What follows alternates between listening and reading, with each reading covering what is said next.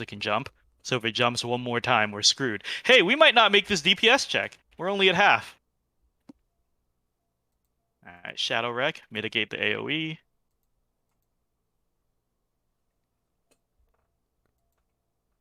Deathly Ray is the target. Oh, okay, that's the heads. All right, alternate. And then once that's gone, go in.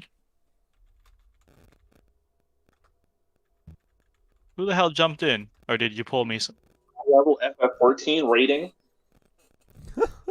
Wait, no, I know this boss. Pre-show raid. I know this boss. This isn't anything difficult then. Is it? I don't know. I played on No, it's not. Okay, yeah, because I was able to beat this, so it can't be that bad. But I think we're about to lose the DPS check because this guy has like 30% left and no more platform to go. If you can see the meter, right? Like the paladin should not be doing almost as much damage as the red mage. That's really, really bad. Yike. I'm sure my bard would close the gap. Shadow Wreck AoE, mitigate that.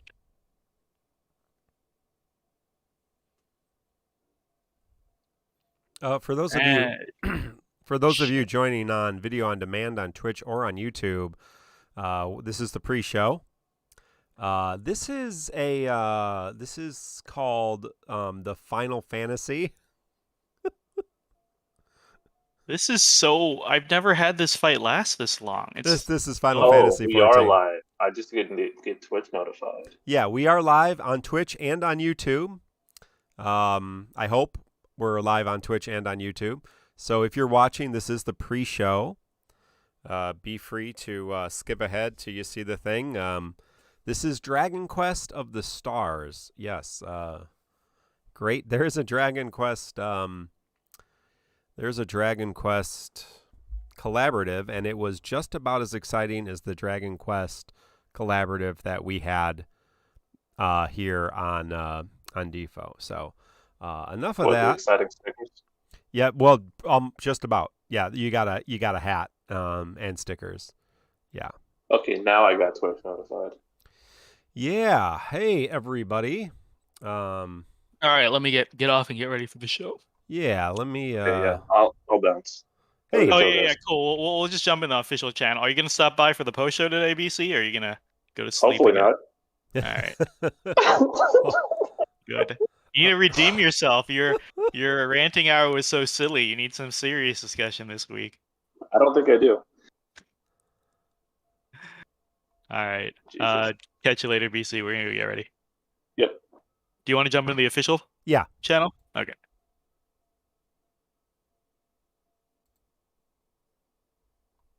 Yeah. All right. Hey, everybody. Welcome. I got a. Yes, I do. I apologize. Let me update that. Give me 5 minutes, Mark. I'm gonna get some water. Yeah, I gotta update the episode. I apologize. I didn't do that before stream. Thank you for noticing. Where are we? Pre-show 10:21, right? There we go. There's the pre-show you've been looking for. Let me studio here. Make sure I got the post-show ready as well. Thank you to Poto Cedar for that. Yeah, the pre-show trivia is which episode was the first one that I hosted? Mystic Exorcist, how you doing? Which episode was the first one that I hosted? So, which data center am I on? I am on Crystal. Melbro is my server. So whatever Melbro's on, that's mine. Give me a second, everybody, while I share this to the world. Try to catch up in chat. So, yeah, it sounds crystally. I've been told it's the role-playing server.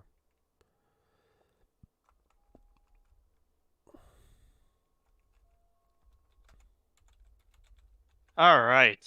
Do we need some warm-up time? Yeah, I Should we just start? I just need to share some stuff. I just need to share the stream, and then we'll be ready to go. So if you want to look at chat Yeah. and see what people are saying, let me know. My sound was a little off last week, so let me know how the sound is sounding.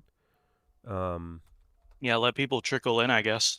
Yeah, we should be live on YouTube and on Twitch. So if you're on YouTube, let me know. I think people on YouTube and Twitch.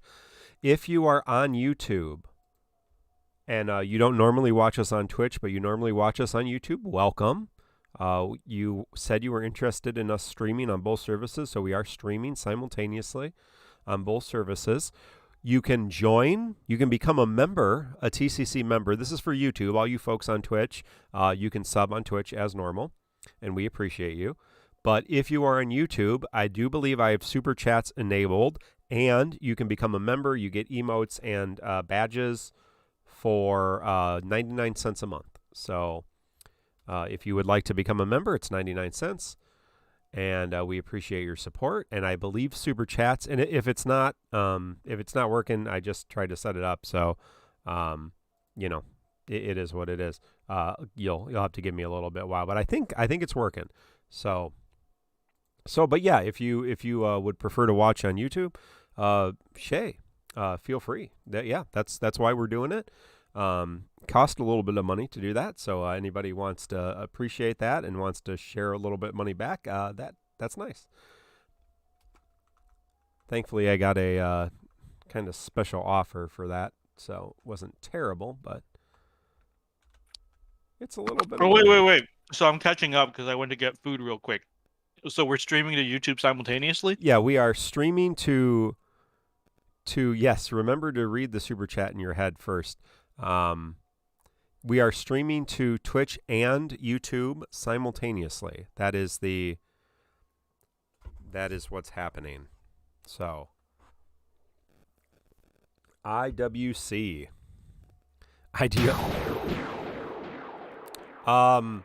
Holy fuck. Thank you, Blartanian, for what I assume was a sub.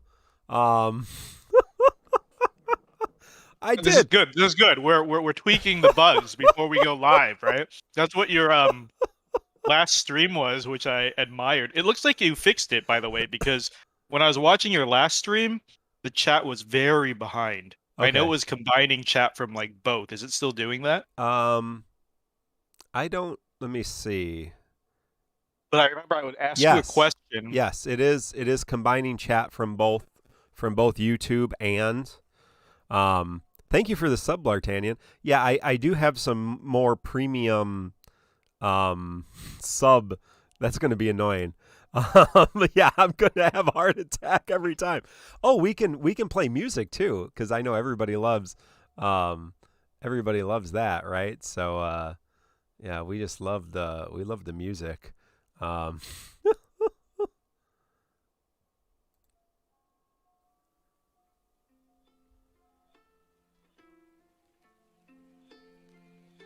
There we go. Holy fuck.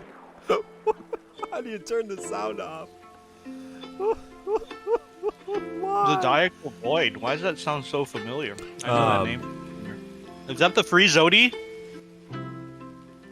Yeah, I'm not going to be able to do because I have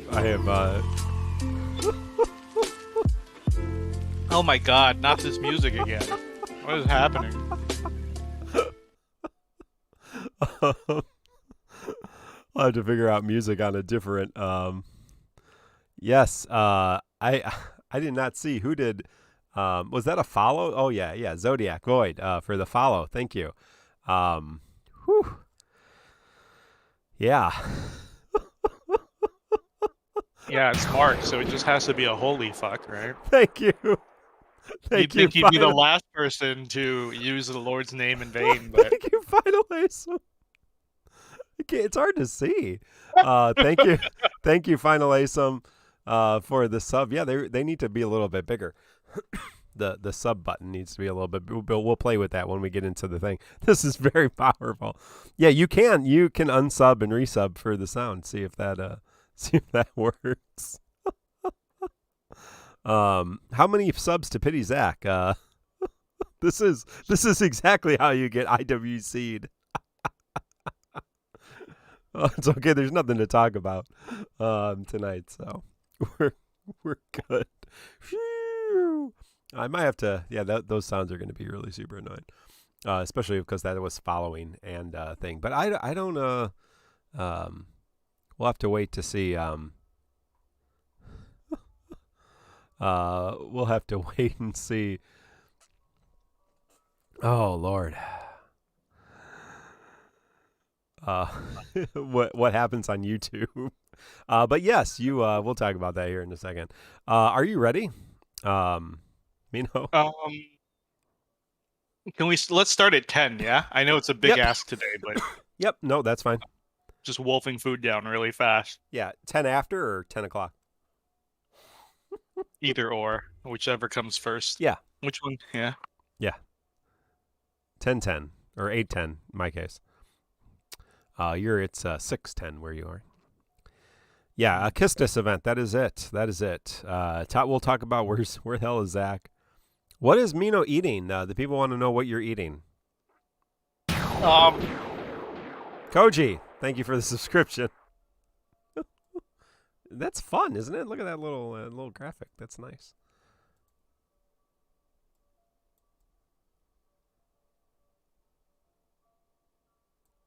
Yeah, no, there you go. It shot up there, Koji. It was up there. I don't think you can Oh, Koji, did you were you on YouTube? Did you do something on YouTube? Yeah, Mino, what are you eating? Oh yeah, you subscribed on YouTube. Oh, okay.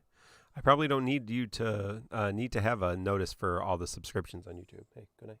Let's just say dumplings, right? This thing is surrounded by some sort of carb-like layer, and there's things inside it. So I think it's just a dumpling. I appreciate I the want to YouTube be subs. I want to be the opposite of Ink. He comes up with all these different names, like Bao for dumplings, or like Chotskis for meat donuts. You know, like I'm gonna keep it real. Everything that's wrapped in carbs is a dumpling. That's fair. Is this a taco? Yeah, taco. No. I think foods are either sandwiches Or tacos. Yeah, that's fair. not sandwiches, or drinks. I think those are the three categories of foods.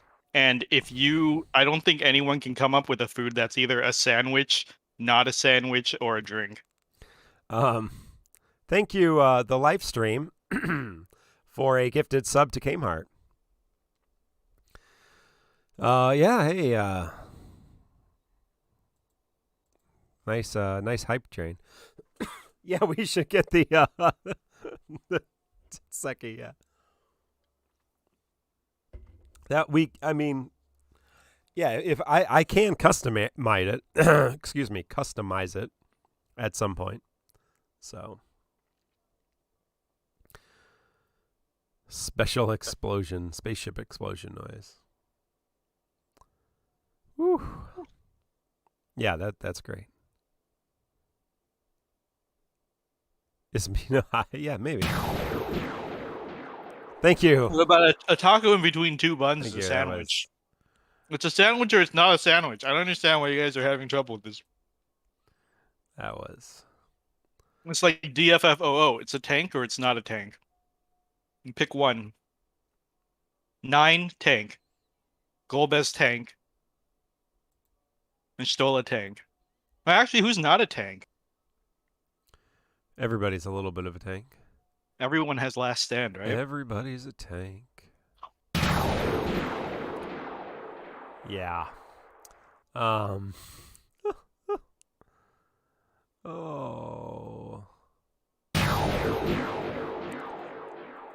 If you reduce damage coming into the party in any way, you're a tank.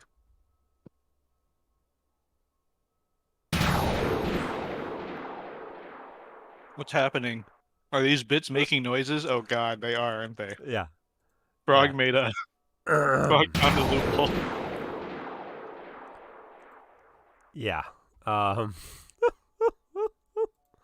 What are these sound alerts?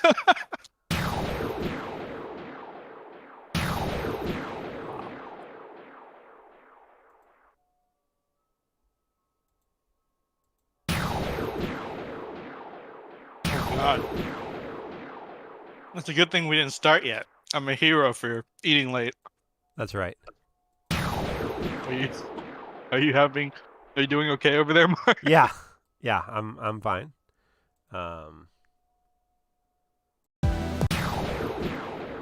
It's it's something. I don't know why I am trying very much to change this. It's not All right, working. there's only one solution. Ban Frog until this episode's over. I don't think Mark's gonna figure it out in time. Yeah, well, I can. Pretty. I can just turn it off. That's the other thing. Oh, probably for this time. I don't know why I can't. Yeah, why the? Oh, here we go.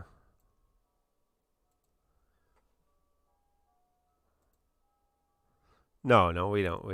It's good. We need to test this out here.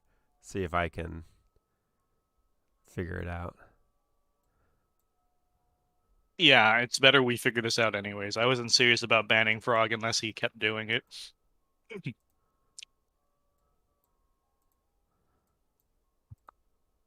Right, oh, you know what I can do, I bet. Oh, no, that's not an option. Interesting. Yeah, because I can't seem to... I just don't know why it's not keeping...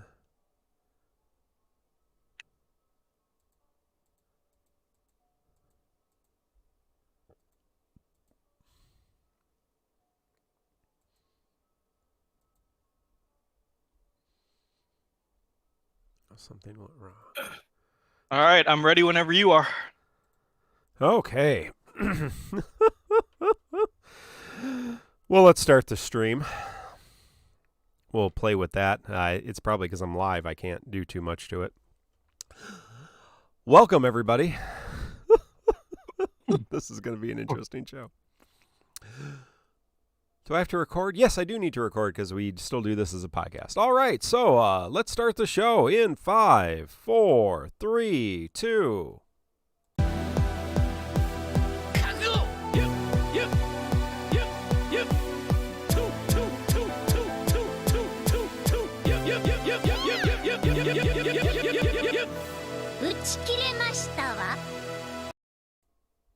Welcome, everyone, to episode 171 of the Crystal Chronicles, recorded this October 21st, 2021. We are live on Twitch and YouTube. You can join us every Thursday night live on Twitch and now on YouTube simultaneously with the science of science, the power of technology. I don't know. But we appreciate if you join us live. If you're on Twitch, give us a follow. You can support us with a Prime sub or a regular sub, a gift sub, or bits. On YouTube, hopefully, I have Super Chats enabled. And you can also, for 99 cents, join. You get some emotes and you get some other things going on there. Yes, and somebody did something. We're going to turn off the alert box at the for the time being. But I appreciate you. If you are watching video on demand, do like, sub, ring the bell for notifications. And if you're watching on podcast, hang out on your favorite podcast apps. I'm Mark, and I'm so glad you're here. And I'm not alone. I'm with my good friend and yours, Mino Spellgood. Mino, how you doing? Hey, Mark. I'm feeling better today. I think I had a lighter work day, so I might actually have energy for the podcast today. Sounds like you are doing fine as well. Seems like we're both in a very chatty mood tonight. Yes. Well, I stayed up very late last night watching anime on Final Fantasy XIV. And Wait, what? Yeah. And you mean doing the quest? You mean actually playing the game, right? Correct. Okay. Yeah. Specifically, the Hildebrand sub quests are just literally anime. So more so than normal. Normally it's pretty good. So we were waiting for one of my friends to catch up to where we were, and so we stayed up late to do some Matoya's dungeons, so I was up late, and then up early because I had meetings all day this morning. Haven't had time to sleep, so I might be a little loopy, and the crazy notifications with the crazy notifications haven't helped, but. Yes, James. Mino Spellgood. Yes, it's a play on words. It's not his actual birth name. It's not on his birth certificate. Thank you, Theologica, for the resub. Thank you, C-Sam, for the sub as well. Worry Chad, thank you for the bits. So many bits. Live stream, which is, hey, check out the live stream on Monday night. Our friends Type Zoe, Some Girl, Raw Life, Blartanian. It's the live stream on Twitch, and also Blart shares it on YouTube. Final Asim, thank you for the sub as well. Hello. How we all doing? Thank you all for joining us live. It's good to see you all. And you can hang out with us again every Thursday night. So last week, we had a little bit of trivia before the show. Thank you to Potos Cedar for that. Which figure from Mark's Defo Play Arts unboxing video had its head fall off? And that was Zidane. So if I go back here, my Zidane Play Arts figure, he had his head fall off. So that is the answer. Today is what was my first episode opening the podcast. Not my first episode on the podcast, because that was episode 1. But my first episode opening, doing the open for the show. Let us know in the comments, and we'll tell you after the show. Stick around for the post show. News of the day, not a lot, but it was interesting. And meanwhile, I want to get your take on this, because we often talk about things that are broken and then fixed in this game. Sometimes they are broken for an extended period of time, sometimes not. And this is one of those times. After the Heretic event launched, Kistis's EX ability, actually the 3/3 of the EX, which gives her battery and more damage and everything else, that was bugged. And so if you played using Kistis and pressed the EX, which don't normally have to do very much anyway, it was bugged and it was not working correctly. Within 24 hours, it was fixed. So thank you, Squex, as someone who has a blue Kistis and would like to play with her. Well, watch out. Use her in the game. I appreciate that. But pretty short turnover. So Mino, what do you make of that? I mean, we don't know, right? We're just guessing. Yeah. Yeah, because there's no way it could be a million things, but I guess one narrative is that the fix Kadaj blowback was so much that since then they've been fixing things really fast, right? That's too pro player a movement. Like, it's a lose-lose situation now. If they let things sit now, it's gonna be like, well, you fixed this in 24 hours. What was the last thing that was broken and fixed really fast? Core voice lines was one of them. There was something before him too. Yeah, core voice lines was broken and then fixed quickly, right? But there was one thing beforehand that was like, right, it was just overnight, basically. So, when the event... VVLD text. Yes, yeah. And I think there are others. But basically, since Fix Kadaj Gate, things have been going really fast. There's still some things... any new bugs are fixed really fast. The old bugs are there forever. I don't think we're ever going to get that healing fix before JP got it. Give me 1 second, Mark. Yeah. Well, we appreciate that. More than that, of course, there is a brand new costume, and that's the most important thing of the entire show, and that is Kistis in her Balam Garden uniform, and so you can get that beautiful outfit. Unfortunately, if we're talking about Fix Kadaj, let's talk about Fix Kistis costume, because Gross. We need some glasses on this costume. I don't know about you. So Joshua, if you're listening, can we do a special campaign or just do another costume on top of this costume? Let's do an add-on. Get some glasses. I'll pay $5.99 for glasses for Kistis. Oh my god. I modded my Guilty Gear game to take glasses off of a character. This is heaven for me. You guys are. I don't. I think I don't remember if I've said this on the air, but glasses are the wheelchair for the eyes. I don't know. This is some sick fetish that people have. This is not normal. Didn't we talk about this? Yeah. Like usually when you find attractive traits in a mate, it's from an evolutionary standpoint. Why would you purposely go for someone with defective eyesight coded in their DNA? I don't understand this disgusting, degenerate fetish. This is worse than like Catgirl ERP on Final Fantasy 14. Yeah.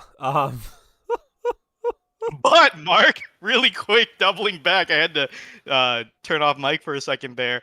The other narrative I'm saying is that these things are fixed in JP, so it's probably a GL unique bug. Yeah. Things like Kadaj that were broken in JP and GL it's a harder fix, right?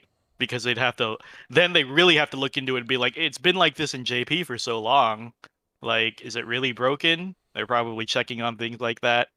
Did you give your take while I was gone? Sorry about that. Yeah. No, we talked about it a little bit, but and moved on to Kistis' costume. So okay, good.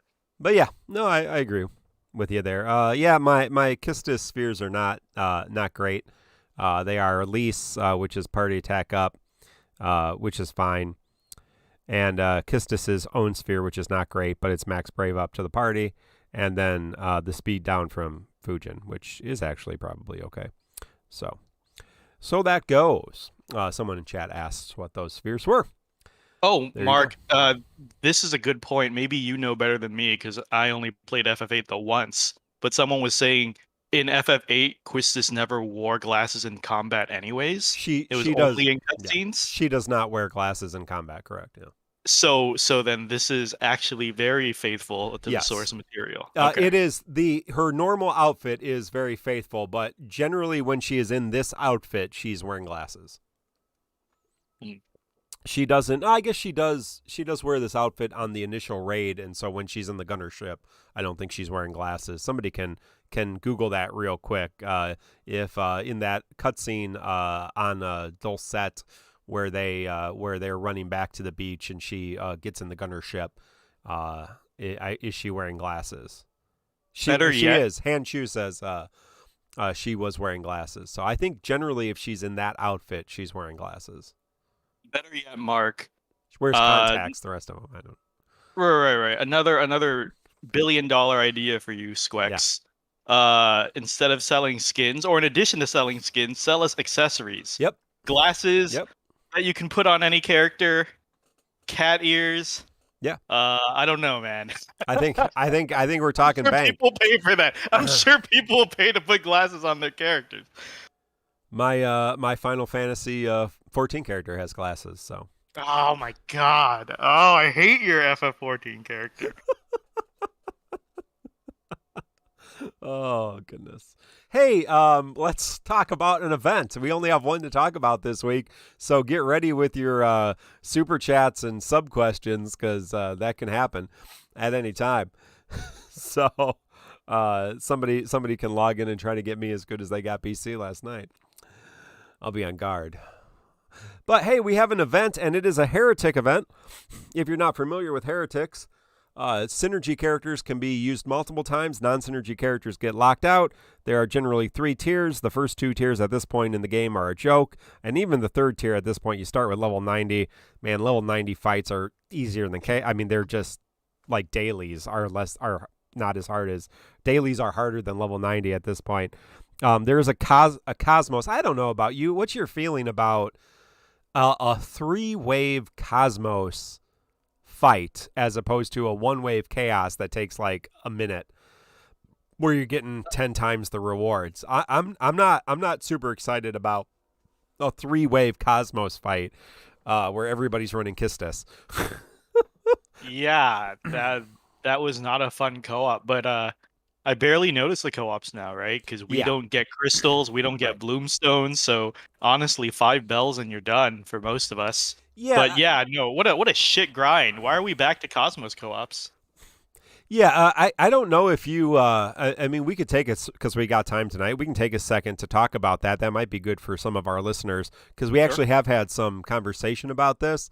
I mean, I'll speak for myself. I do not collect hardly anything in the co-op shop. Now you can see, I don't get any of the crystals. I don't get the EX power orbs. I already have everyone is bloomed, so I don't get blooms.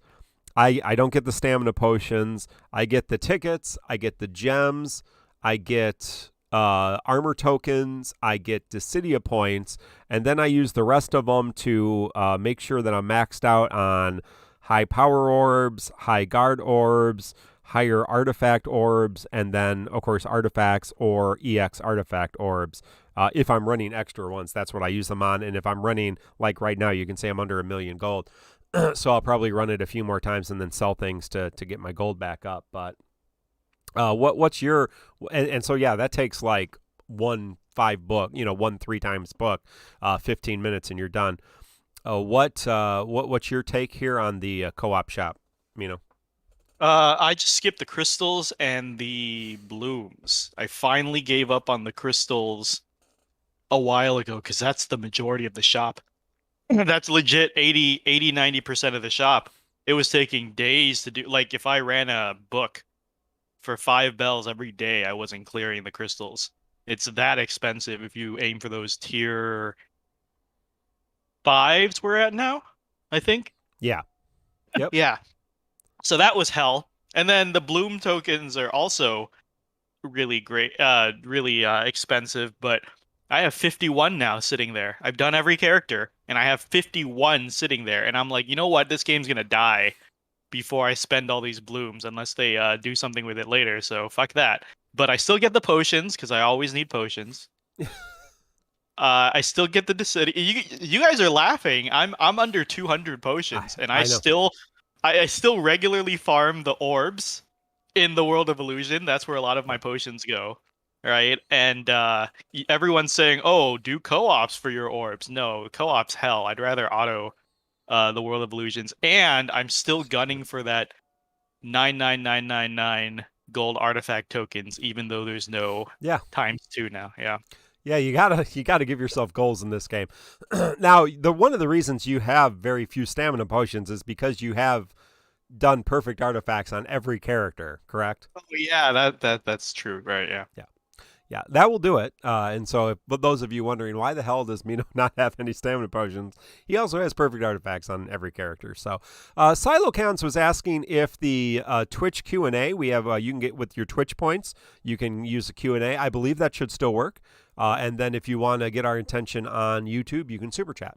So I believe we'll find out if somebody does it. So I can still see the chat. I just turned the alerts off. So I'll work on that at some other time, maybe, because the sounds are super annoying, especially for a podcast. We can't have the sounds. Oh yeah. On a stream, it's fine. I mean, if you're a streamer, you have the music, you have the sounds, but this is a podcast. This part of the show, pre-show, post-show, that's a different entity there. But during the show, that kind of stuff.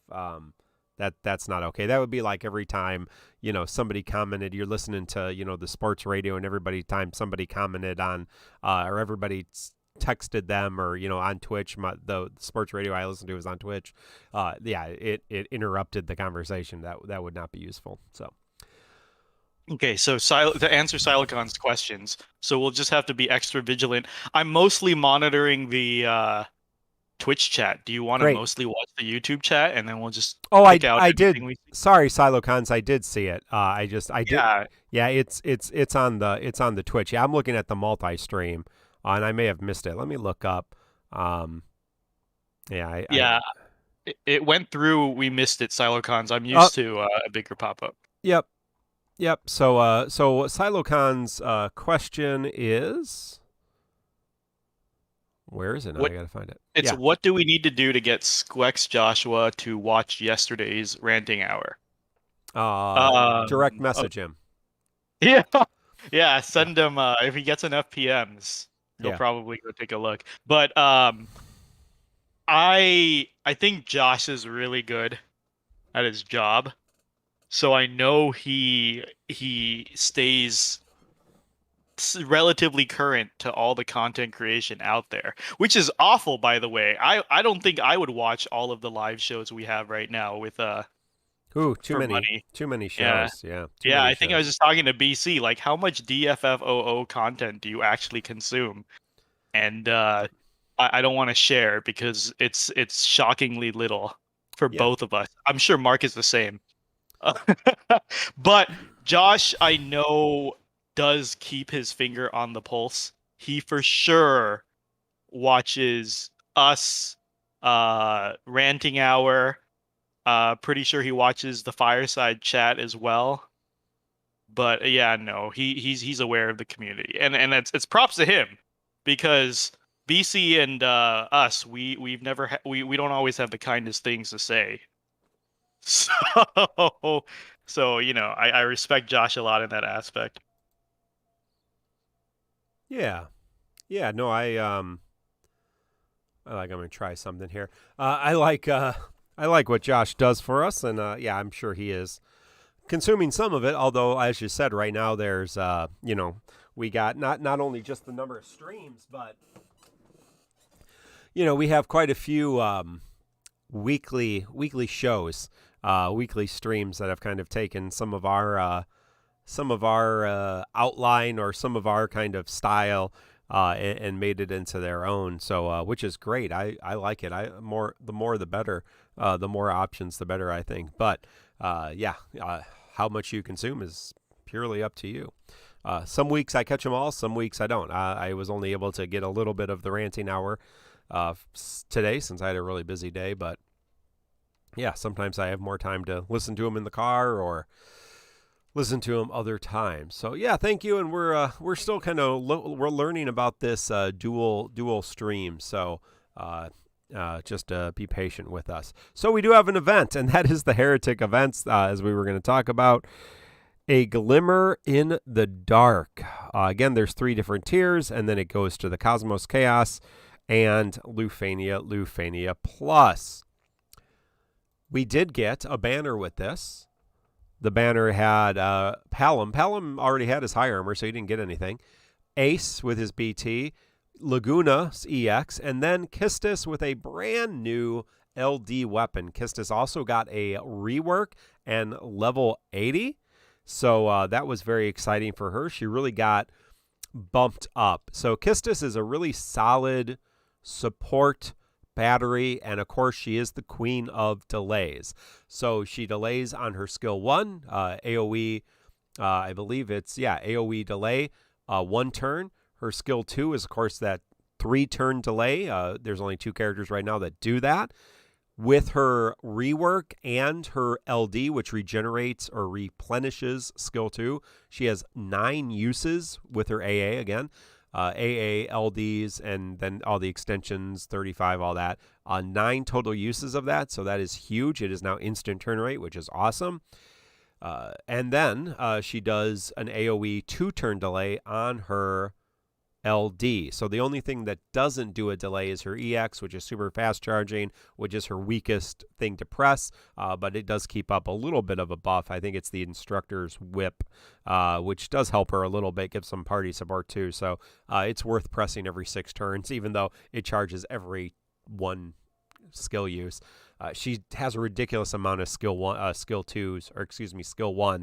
at 12 and skill 2s at 9. So, it's a little bit of ridiculous. But her LD, big attack, double delay, recovers skill 2, gives her this new buff that really does help the party. Brave damage, brave gain, more attack, more and brave up. And her skills now ignore delay immune bosses. So she is the only character right now who can delay those framed boss turns, which is really cool. It is Kistis. It is Quistis. I see, like, this is the only name I will never correct Mark on, because he's technically right, but I've shown him in World of Final Fantasy, they say Quistis, Yes. and that's the only thing we have to go off of right now. World of Final Fantasy is not canon, in my opinion. And so I really don't care. You can't decide that. You're not Mr. Square Enix. I am not. You don't get to decide what's canon. Well, unless Mr. Square Enix comes and tells me it is canon, it is canon in World of Final Fantasy. She can be Quistis in World of Final Fantasy. She'll always be Kistis in my heart. So she'll always be Kistis in my heart.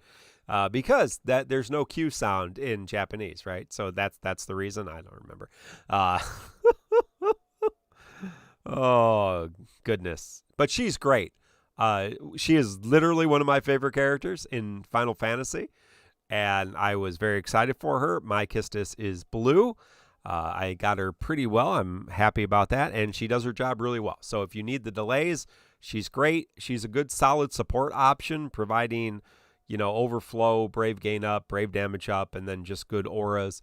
But yeah, you're bringing her for the delays, and even if the bosses can't be delayed, she can delay. So really nice piece to have in your roster. Mino, what are your initial thoughts there?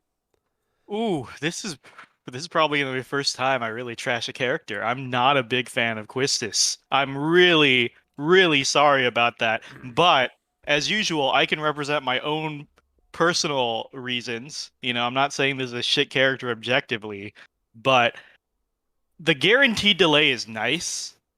But I realize, how is it fundamentally better than, say, Aphmau's turn manipulation or Noctis's, right? Or Rains's, who can bring the whole team with him.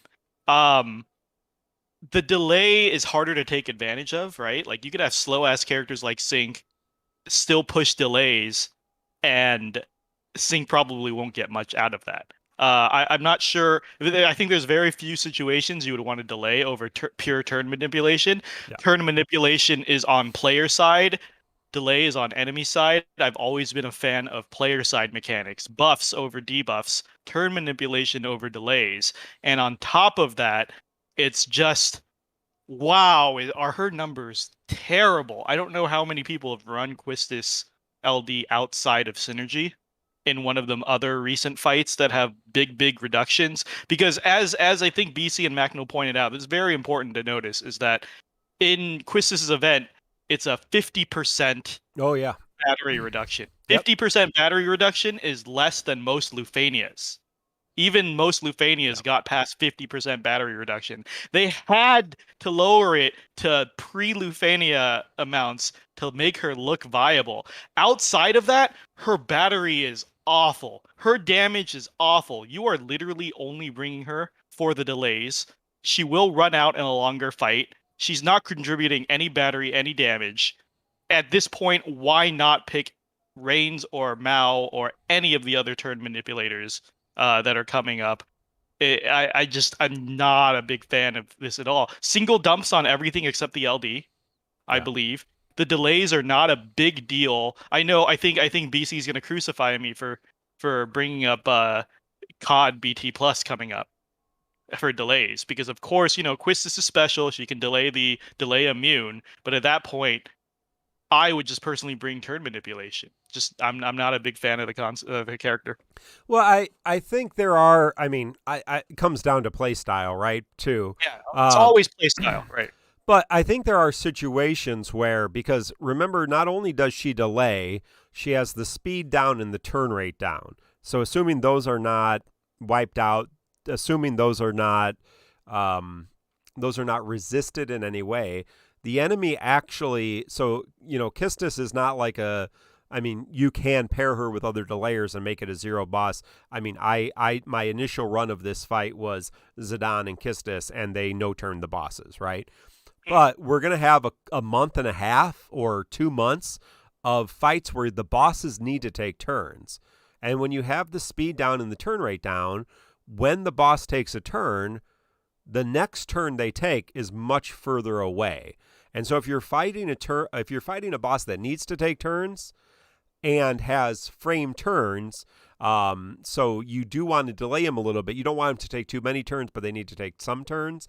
I think Kistis actually brings a lot of options to the table in terms That's of fair. Yeah. in terms of doing that. That being said, she's most likely not going to be your only support, although we're in BT stacking, era right now. So we can do, we can do things like that. On my tier list, she wasn't super high because I do think you can live without her. And again, as I said, in a month loaded with people that were very, very good, she's solid, but she's not amazing, right? So you always kind of have that here in in Defo. She's not bad, but she's not Sid Reigns. She's not Aphmau supporting Sid Reigns, and she's obviously easier to play than Aphmau.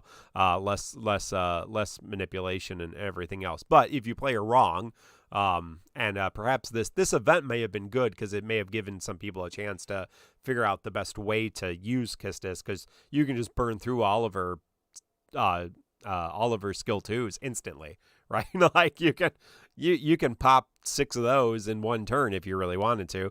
Probably not the best thing to do, especially since that's battering your party, even if the battery's resisted, and you're not bringing somebody like Y'shtola or Bartz that's going to increase that battery, which I would suggest. Yeah. Oh, the cat's here, so that's always exciting for the stream.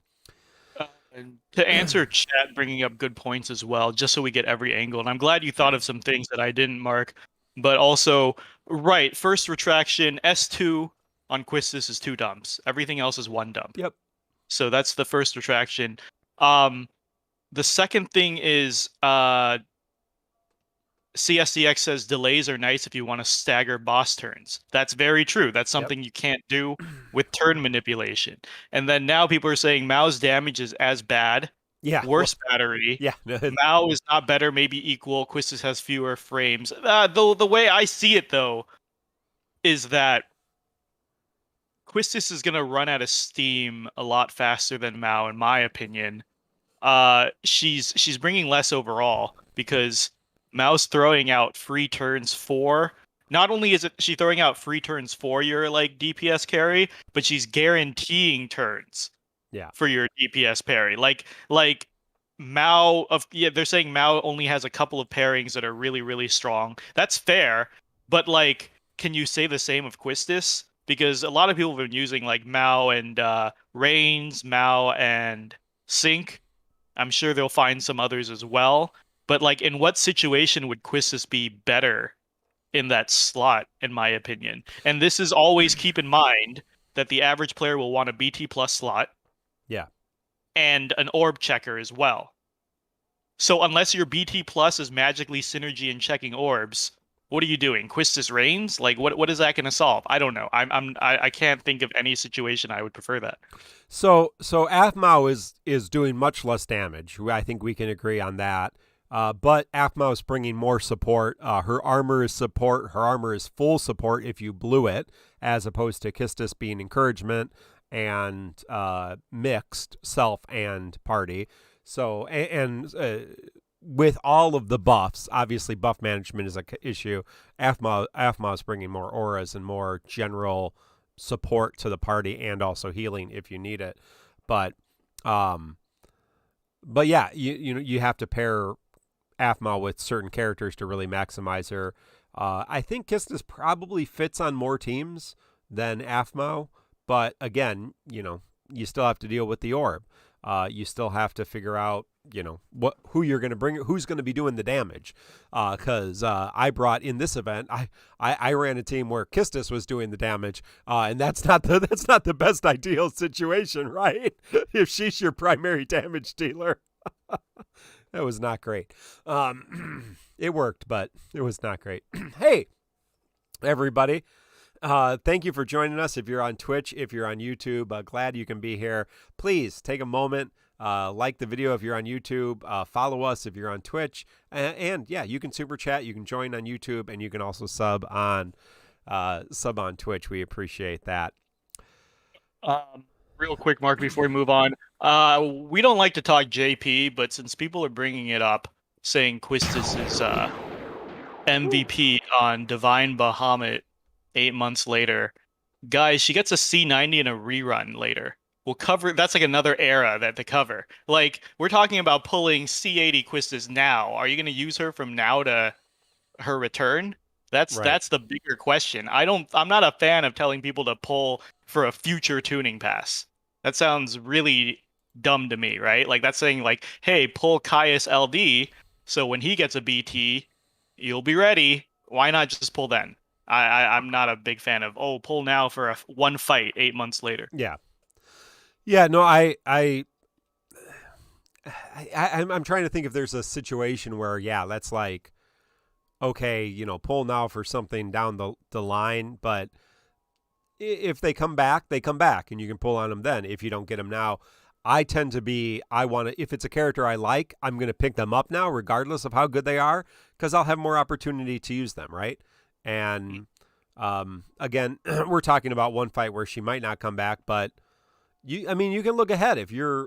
I've never really had a problem with that because generally speaking, there are things available for you to pull if you struggle with content, and it's usually the banner that is attached there. Not always. There are situations where that can come up and just really bite in the butt, but then you kind of wait, and maybe a banner will come out the next week or the next 2 weeks that will be able to help with that content.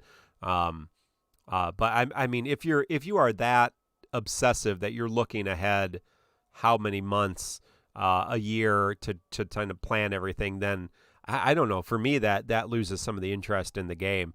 I kind of hear who's coming out, what characters are coming out, and that builds some excitement because, oh yeah, finally so and so's coming out. Somebody gets a BT, you know. That kind of stuff I like.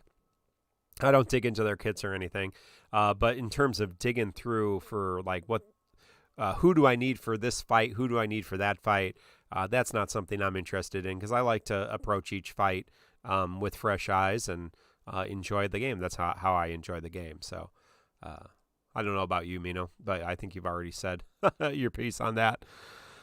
Yeah, since you threw it to me really quick, Mark is saying some people don't come back.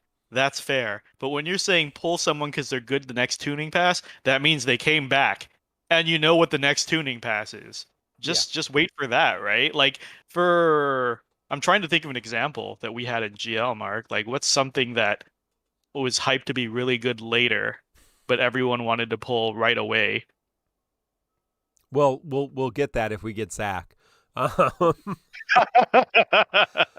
There have been characters like that, right? Cloud of Darkness. Oh, thank you, Corvaxis.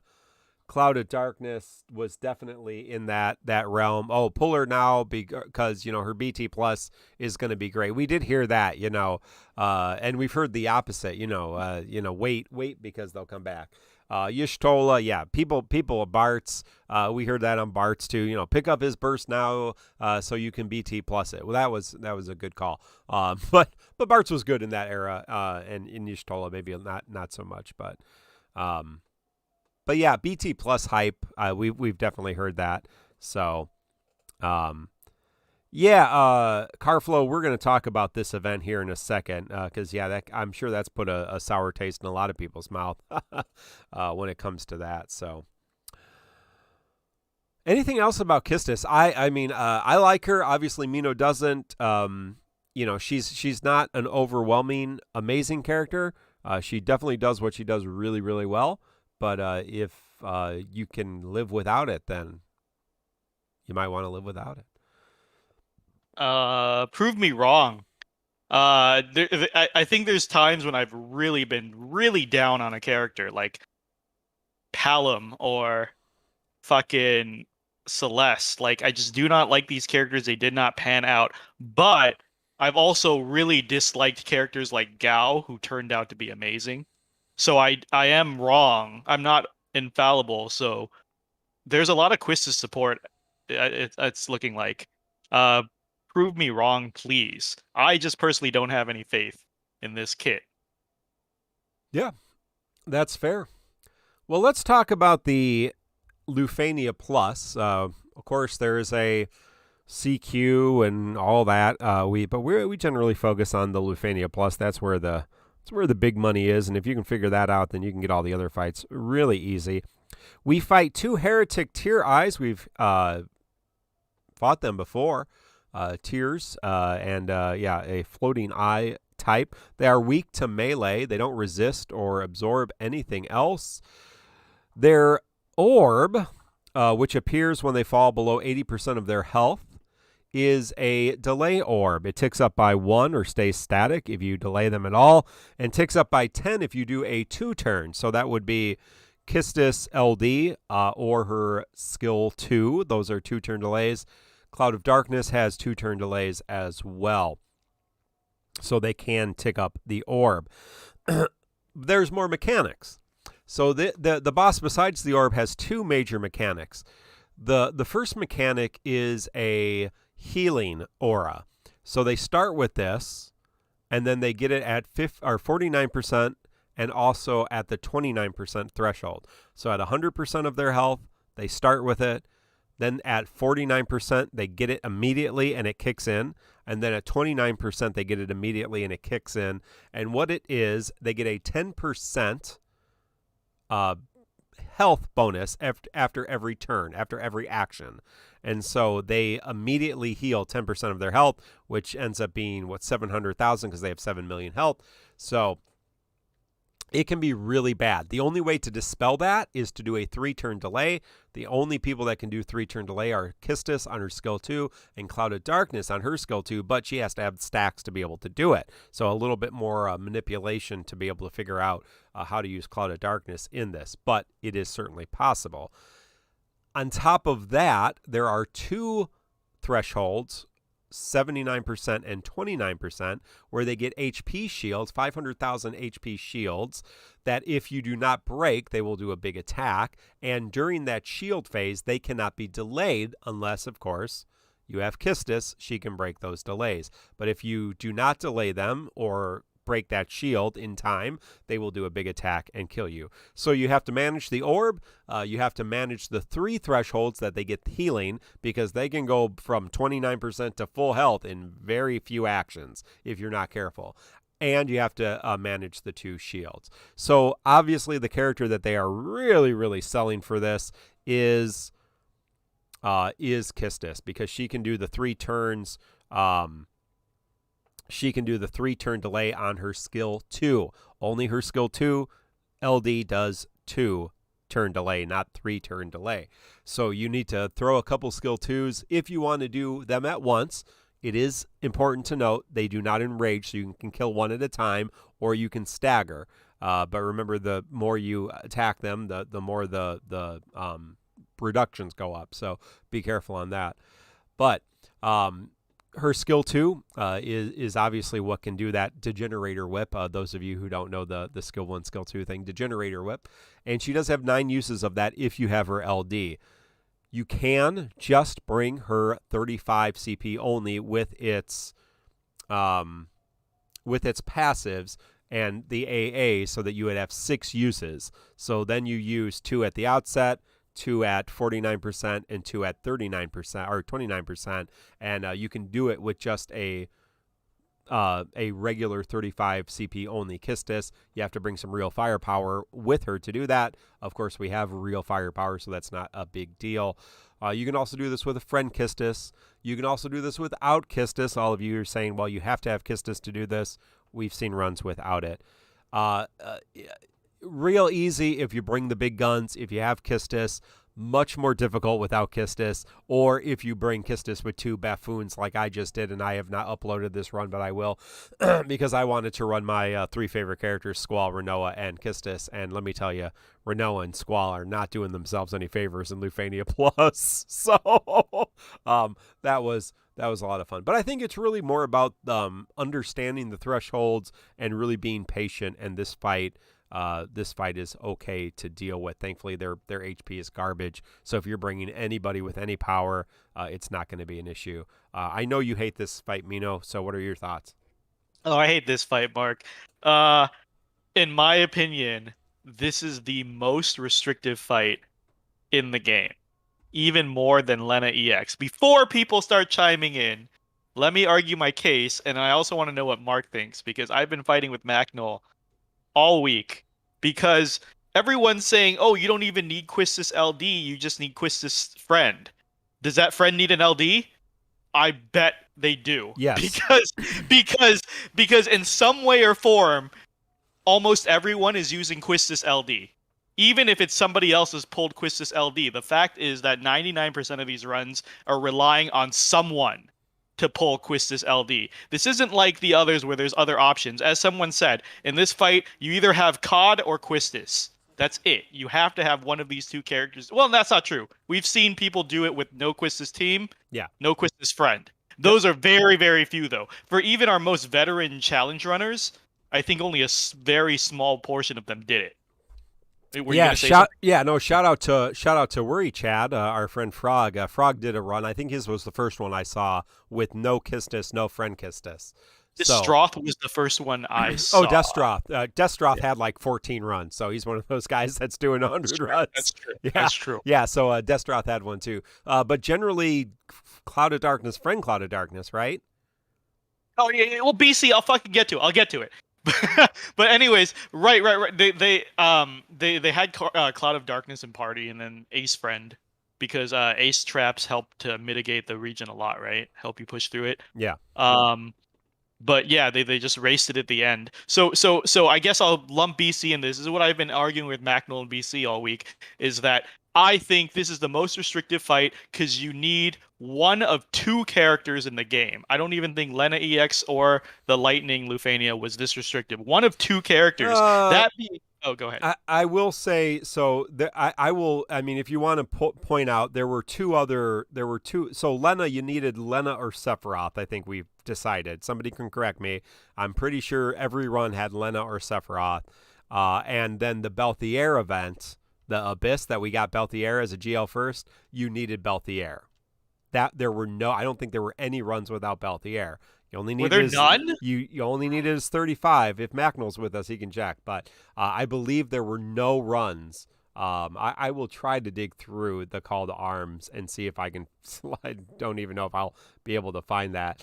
But I remember Lightnings too. I think I was struggling to find one without Lightning or Raijin, but that's a long time ago. I don't remember if there were any exceptions.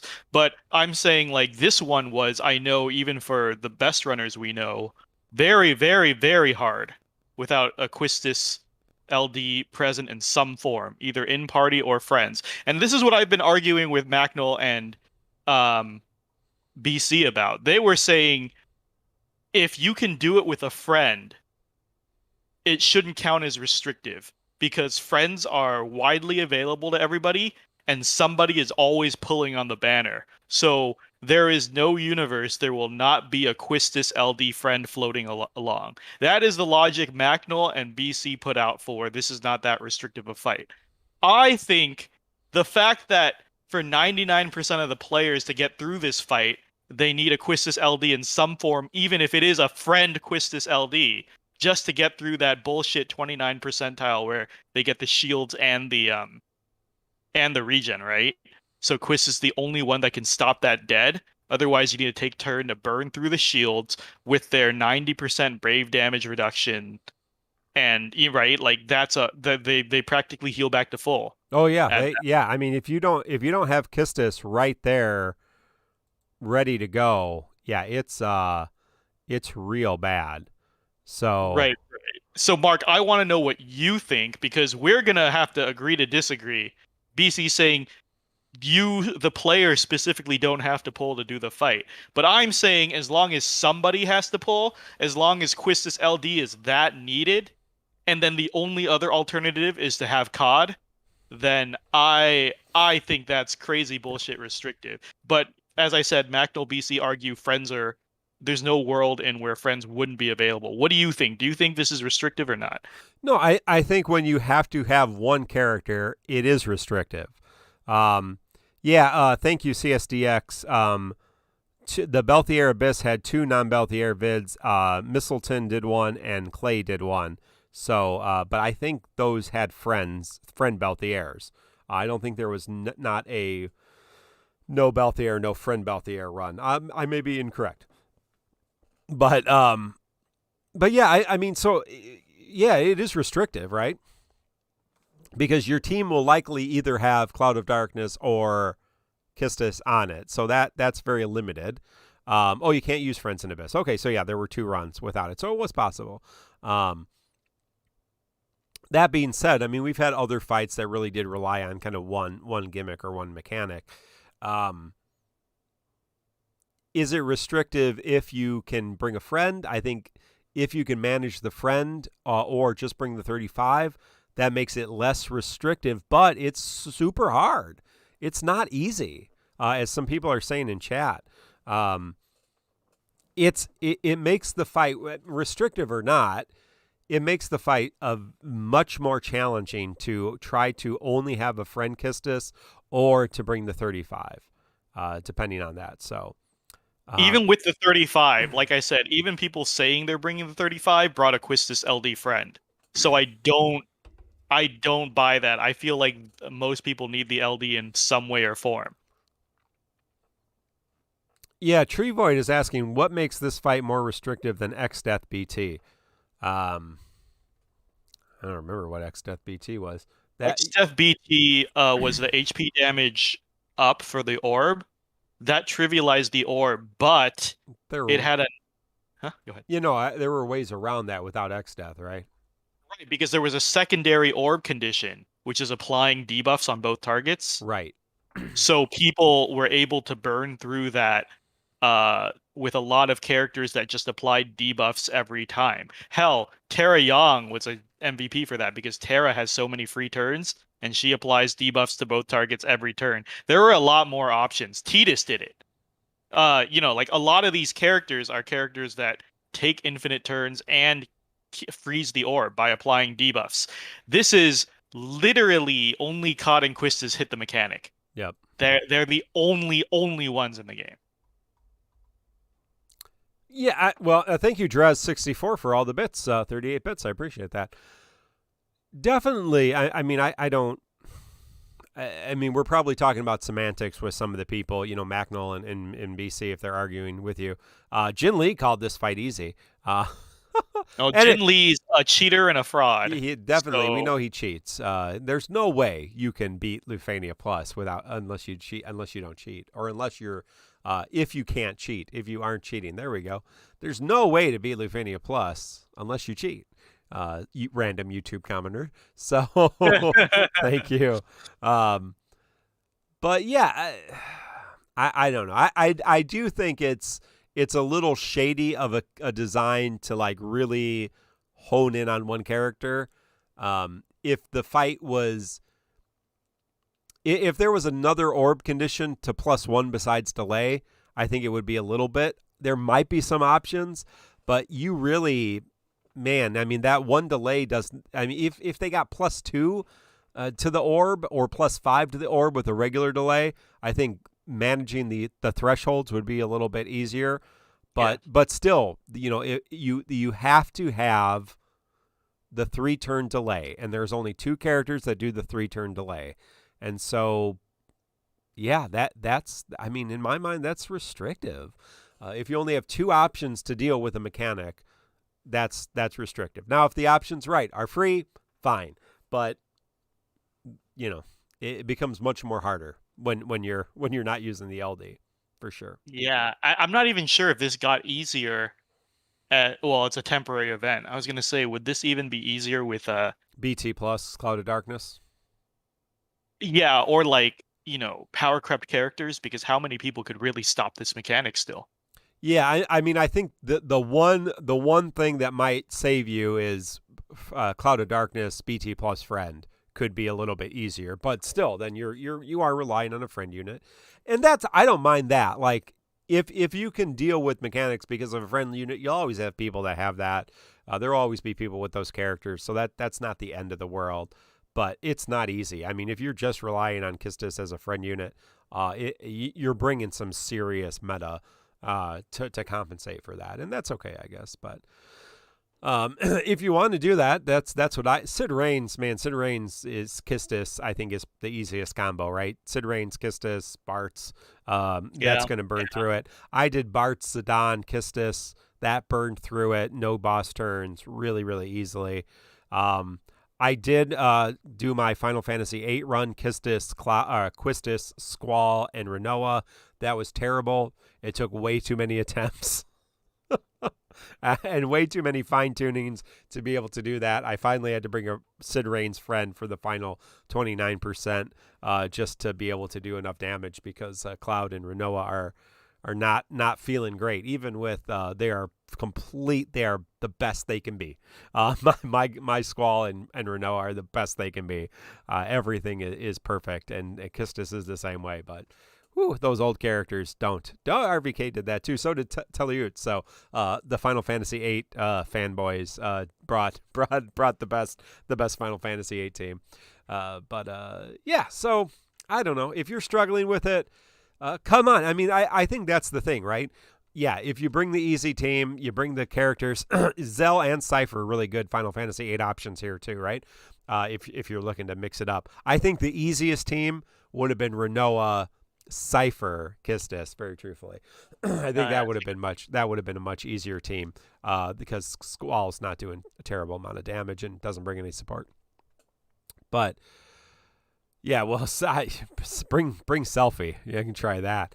But you're just talking in Final Fantasy VIII. This is my favorite team in the actual game, these three. But yeah, come on our Discord, tccpodcast.com. You can look at the links for the link there. You can look at the links to find the invitation to our Discord, and we'll be able to help you out. There are ways around it, and there is a TCC challenge. I forgot just several shout-outs here. TonberryTroupe.com. Check out the infographic. DissidiaInfo.com, Macnol, and then Excalibur for boss guides. Scott Ong also helping in there. DissidiaInfo.com, TonberryTroupe.com, and shout out to Quetzalm of MateriaBot and our wonderful mod J.A for the podcast polls. And so just to go over podcast polls, because we didn't, 10 servers, and you can always vote on this as well. 3 people willing to pity the BT on this. This is the last banner, we assume, for the BT, but if you haven't pitied, you might just want to wait for the stream. You never know. Wait till the next one is announced before you pity the BT. 20 pitying Kistis LD, 121 using tickets, 4 gems, and 27 skips. So the vast majority of people picking this out, enjoying Kistis. It is easier to pick her up to deal with this. That's for sure. That's for sure. Mark, that being said, while I think this is the most synergy biased fight the game has ever seen, I think I found myself thinking, personally, for personal difficulty levels, I wouldn't mind if every event was like this. Is that a bad thing? I'm curious because we were talking about what kind of difficulty levels we enjoy. Yeah. And I was thinking, you have Quistis LD. This fight's a non-factor. You're not even going to think about it, right? Like you could sleep through this fight if you have Quistis LD. Running this without Quistis LD in any form is hell on earth. It's statistically possible, but it's a fucking chore. And I was thinking to myself, you know what? I would not mind if every endgame fight in the game was like this. I'm sure we're going to get hate mail now. But I would not mind if every fight was just this much. I have the synergy character, so I don't have to deal with it. The synergy character is basically a get-out-of-jail-free card, and then bust your ass off if you really need to do it without. Yeah, most of the fights these days are really not overtuned to the synergy characters. Now, yes, every once in a while, but certainly not this. I mean, there was an era in the game where a lot of the hard fights were overtuned to the synergy character. Most of the fights, especially the fights coming up, it helps if you have the synergy character, but like Vayne Cycle, obviously, there's talk about Vayne not being, obviously he's good, but you don't need him. Ace, obviously super awesome, but you don't need him. He's not necessarily Ace doesn't even trigger the last 2 fights for his cycle, right? So you're going to see more and more of that, as opposed to, hey, for a while it was, if you have the BT character for the entire cycle, you're going to be set. I think Macno would quit at that point, because I know he's not a big fan of this. Good. But Two birds with one stone. he didn't think this was too restrictive. On the other hand, so I guess the sweet spot is if you have the LD in your party, it's real easy, but you can get through it with it as a friend. But it's much harder. That might be a kind of a compromise that might make the game. I would prefer if I liked the mechanics of this fight. I thought the mechanics were not the necessarily having to do the 3-turn delay, but I liked the pacing of this fight. Where you had basically 3 different things to deal with. You had the HP regens, you had the shields, and you had the orb. And so managing those 3 things, I like fights like that, where it's really, understanding the thresholds. Oh man, if it's Squall's turn, Renault is next, Kistis is next, and one of these dumb things is at 50%. So I need to be real careful about what button I press, because if I do that damage, it's going to heal back up to 80%, and I do not have the damage to deal with that. Obviously, this was for this particular run, because I could not afford, with Kistis, Squall, and Renoa, I could not afford those things to heal more than once, or I would not make turns with this damage. If you're bringing Sid Rains and Barts, they can heal back up to 100%, and it doesn't matter, because they're just going to kill them in another turn. Sid Rains is going to do 1.5 million damage, and it's not going to matter at all. But so that's what you mean if you have Kistis, LD, and a couple other meta units. You probably didn't even think about this fight. I certainly didn't with I think the healing in my first run with Zidane and Bartz, they got several turns, because of course Zidane takes multiple turns. He's a terrible character for this fight. And so they healed up quite a bit, but it didn't matter because the damage output was just ridiculous. But yeah, I like the mechanics, that's for sure. Go ahead. I agree with you, Mark. I'm glad you reminded me, because I did want to say that, and we almost moved on. I thought this fight, I think that's what I meant when I said I would be okay with every fight like this, because you're right. I think the mechanics of the fight were really, really well done. The only problem is that Quistis LD lets you ignore all of it. That's maybe too much synergy bias, some people in chat are saying. Yeah. Just like you don't even have to engage with the mechanics with Quistis LD, because you were saying, there's 3 things to manage, but honestly, with the LD, you don't really have to worry about the shield. Yeah, she can delay through the shield, so she literally can tackle all 3 of those mechanics. Yes. Yeah. So I'm saying, like, if she wasn't as maybe in some world where you actually had to pop the shield even with Quistis in your party, but she checks the orb by herself, she stops the regen dead by herself, she ignores the shield by herself. So while I think the fight is great, this is why I always run things non-synergy also, because I feel like sometimes when you run synergy, you just don't even get a fight, right? Like, you literally get a free pass out of the event. A lot of people who run synergy, they don't even know what the mechanics are in the fights. Yeah, Furry Tractor says the mechanics are fine, but the solution is far too restrictive and downplays the mechanics. I think that's a good take on that. But yeah, if the orb was a little different, or the shield mechanic was a little bit different, I think the fight would be a lot interesting. Thank you, Kurt. Hopefully you're enjoying watching us on YouTube as a pre. And I remind you, if you're on YouTube, I think we have memberships enabled. So check that out. 99 cents. You get some emotes and badges and stuff like that. And super chats are enabled as well. And if you're on Twitch, as always, you can follow and sub.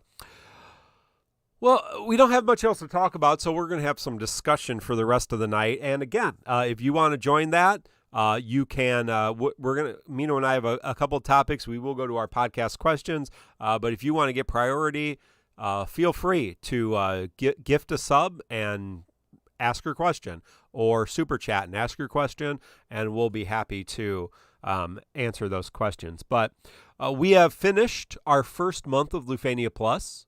This is our first beautiful month of BT Plus, Lufania Plus.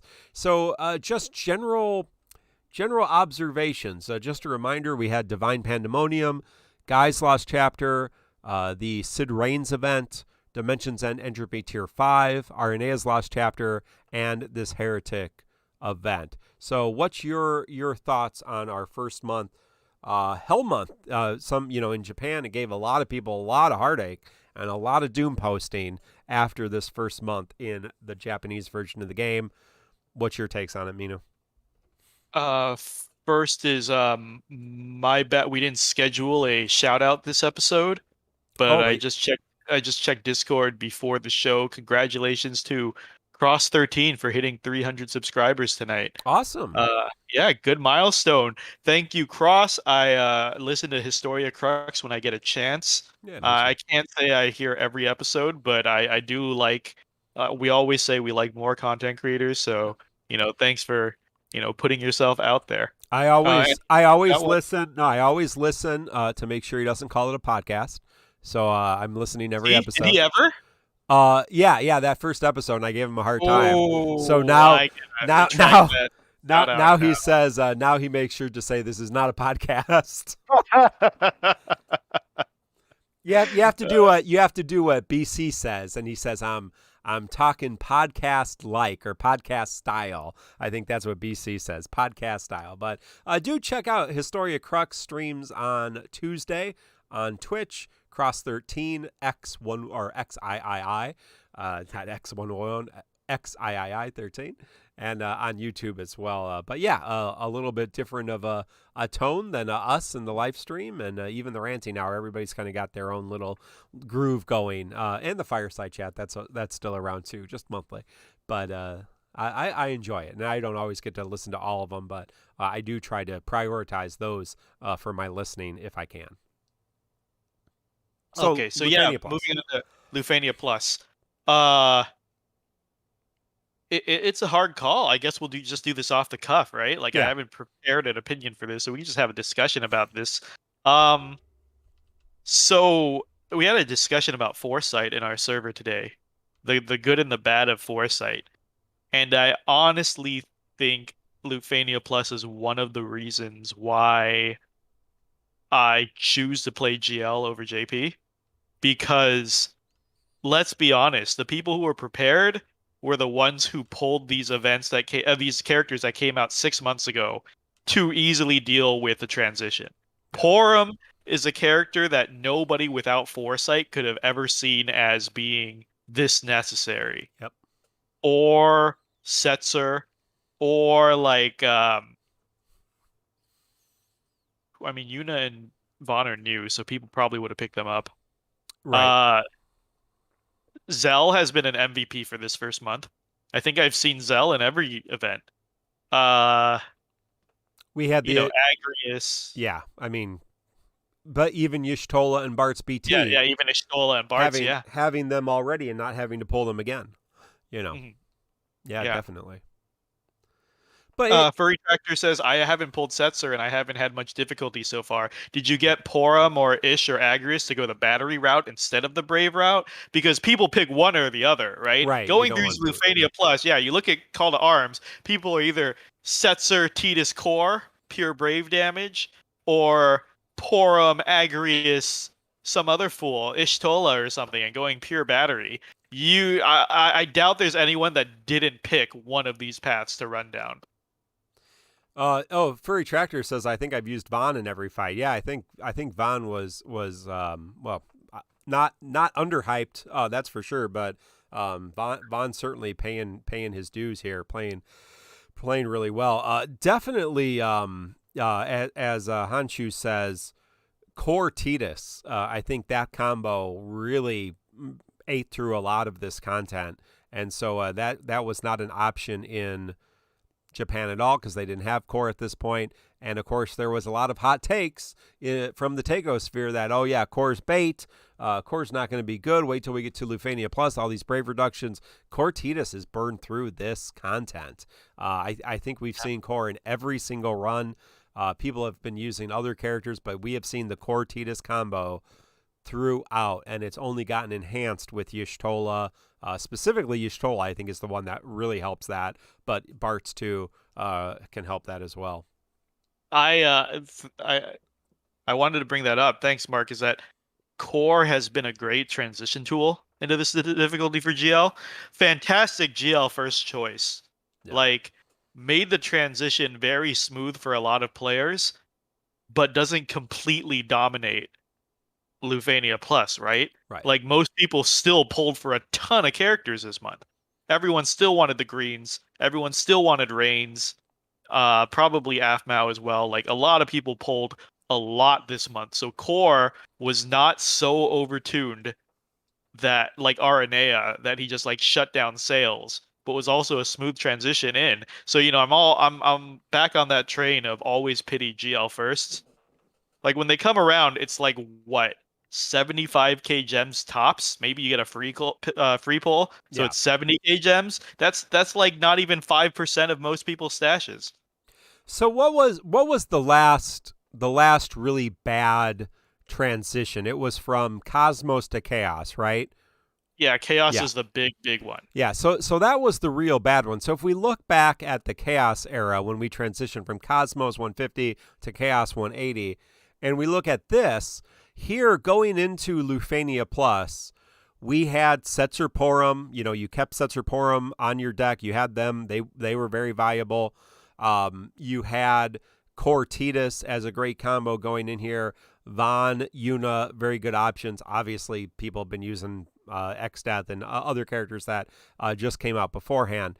But in addition to that, in the first month, you had 4 of the best BT characters over the next first few months of Lufania Plus. I mean, I really think these 4, Zidane, Y'shtola, Ace, Bartz, are 4 of the best of the first probably 12 BTs we're going to have, BT Pluses.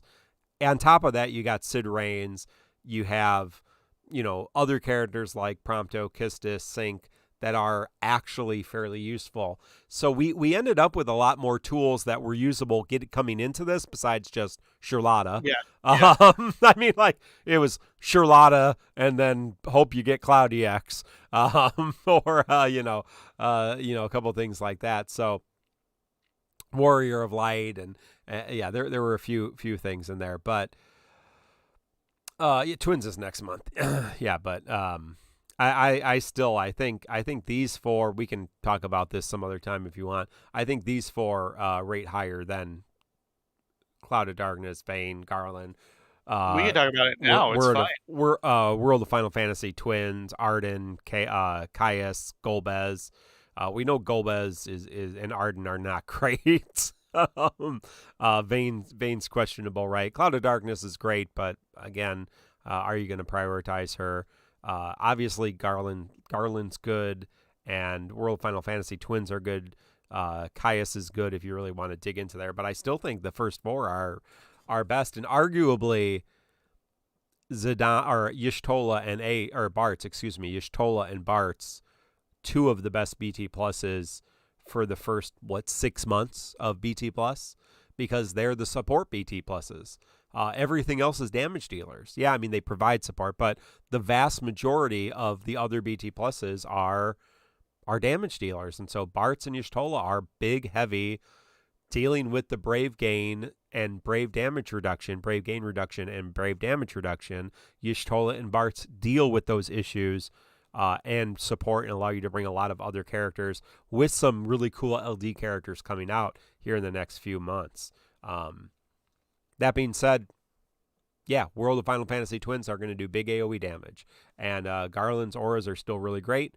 Cloud of Darkness, still really great with those follow-ups. Lord knows, we know Jet's going to be big damage. That's for sure. So, yeah. But I hold, I can be wrong, I hold that these first 4 are definitely 4 of the best.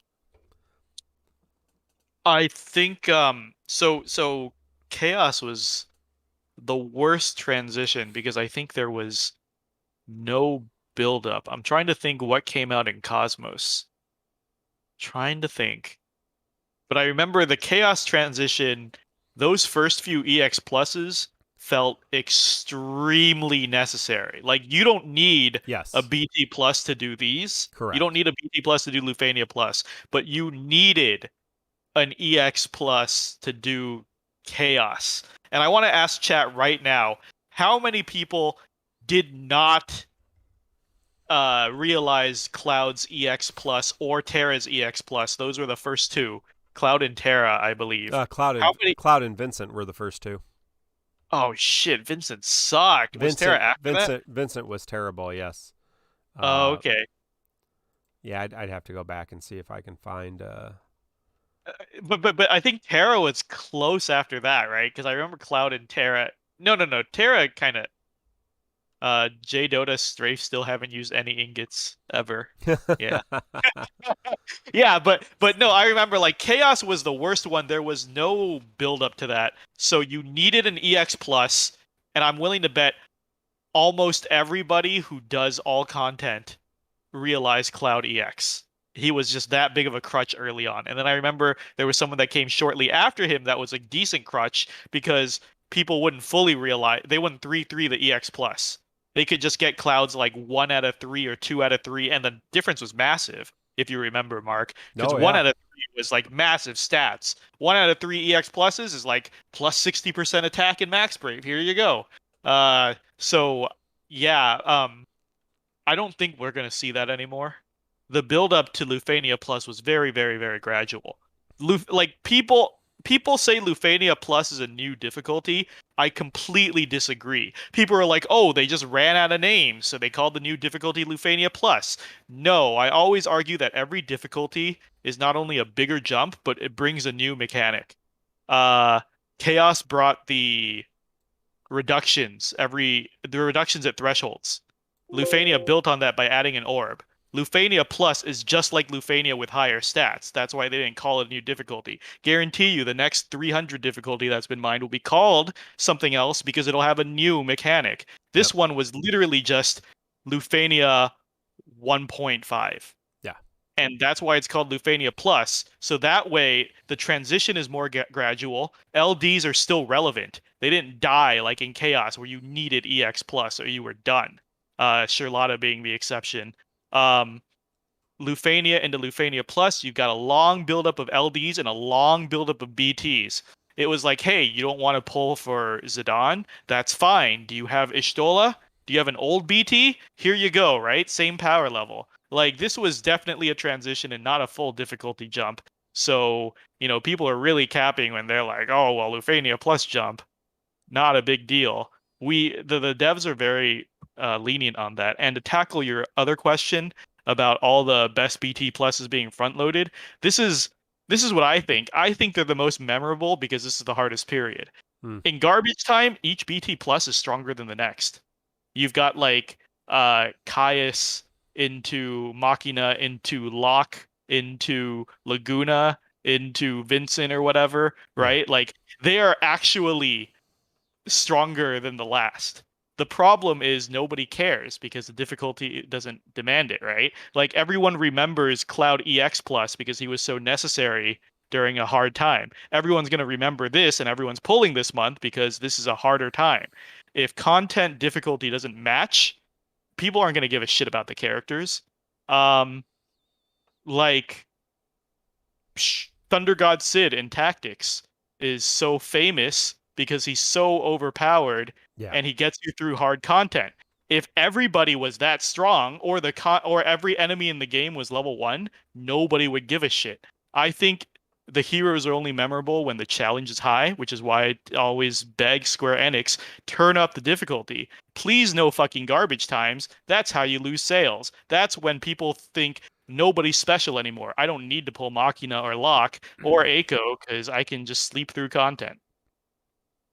Yeah, I guess that's the other side of the coin, is it? Like, we have so many tools going into Lufania Plus that how many more tools do we need from this point on? From this point to whatever the next power creep is 8 months from now. It's not, I mean, it's even longer than that, right? But from now until 8 months from now, when we get whatever this newly introduced difficulty is in Japan next month, how many pieces do you really need? I mean, how many characters a month do you even need to kind of fill out your roster? You need to be able to have enough to do Dimensions End, Transcendence 6, 7, 8, and 9. But So you're talking what, 12 characters? Or I guess more than that if you're bringing 6 to each one. So you got to pull, but on the other hand, a lot of characters come back and see 90, and so you may already have a lot of pieces, and the BTs get BT pluses that you already have in an increasing rate. So yes, that being said, there are tough fights coming.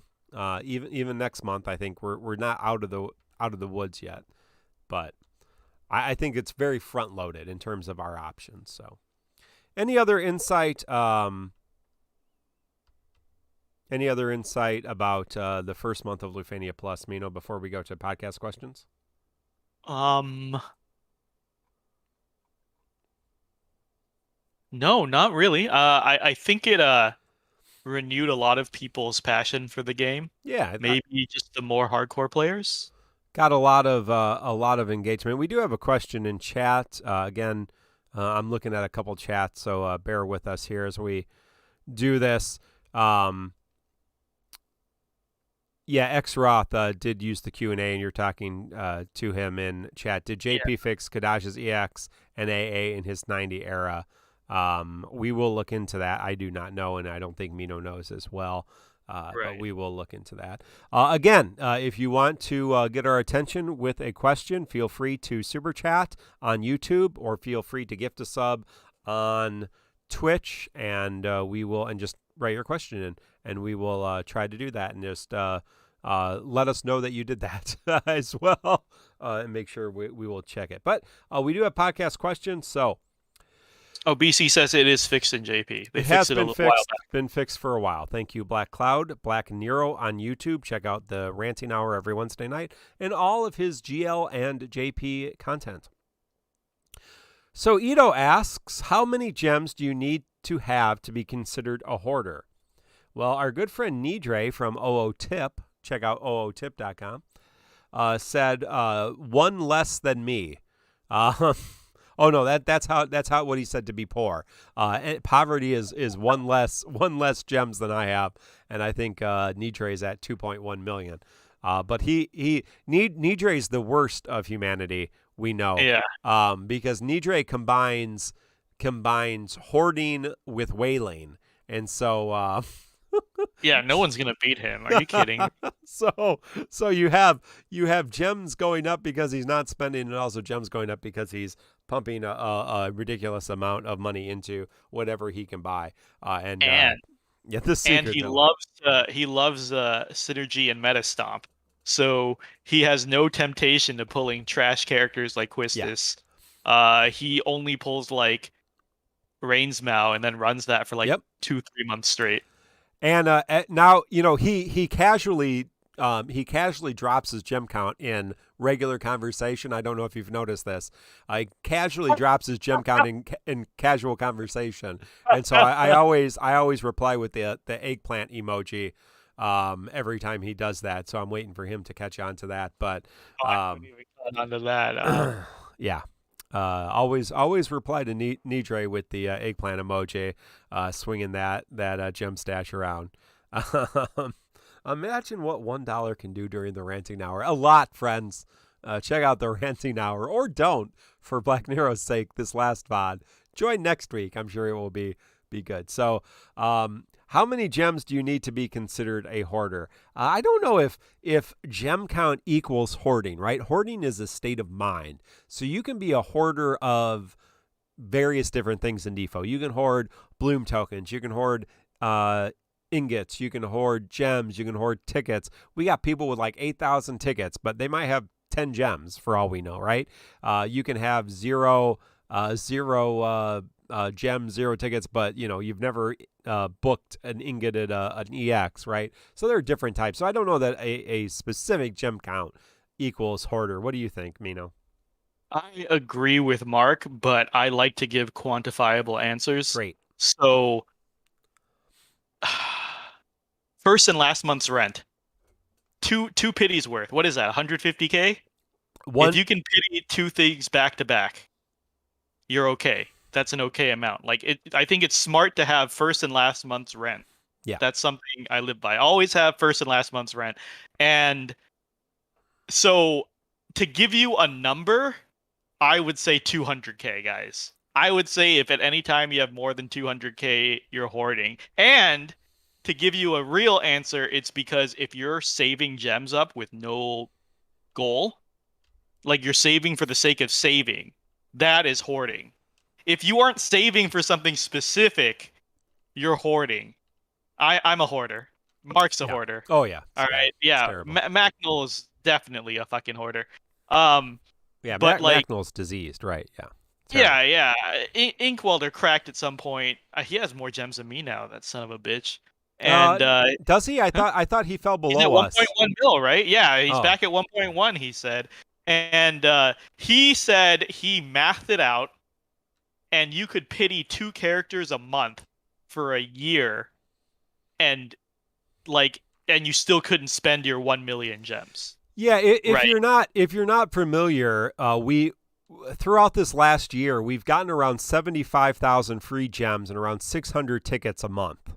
That averages out because divine boards fall every other month, and so that it averages out some months higher than others. But it comes out to be a little bit around 75,000 gems and 600 tickets. So right, if you're doing 2 pities, if you have 1 million gems and you're doing 2 pities, you're basically spending 75,000 gems more than you have every month. But that takes a long time. That takes an entire year to go down to 0. And I don't know about you, but I haven't had.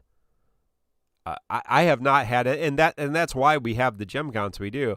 I have not had a lot of months where I've done double pities, and last month I did September. I spent 180,000, but before that I hadn't done a gem pull since June. So that's how you add it up. Okay, I spent 180,000 in September, but the 3 months before that I didn't spend any gems.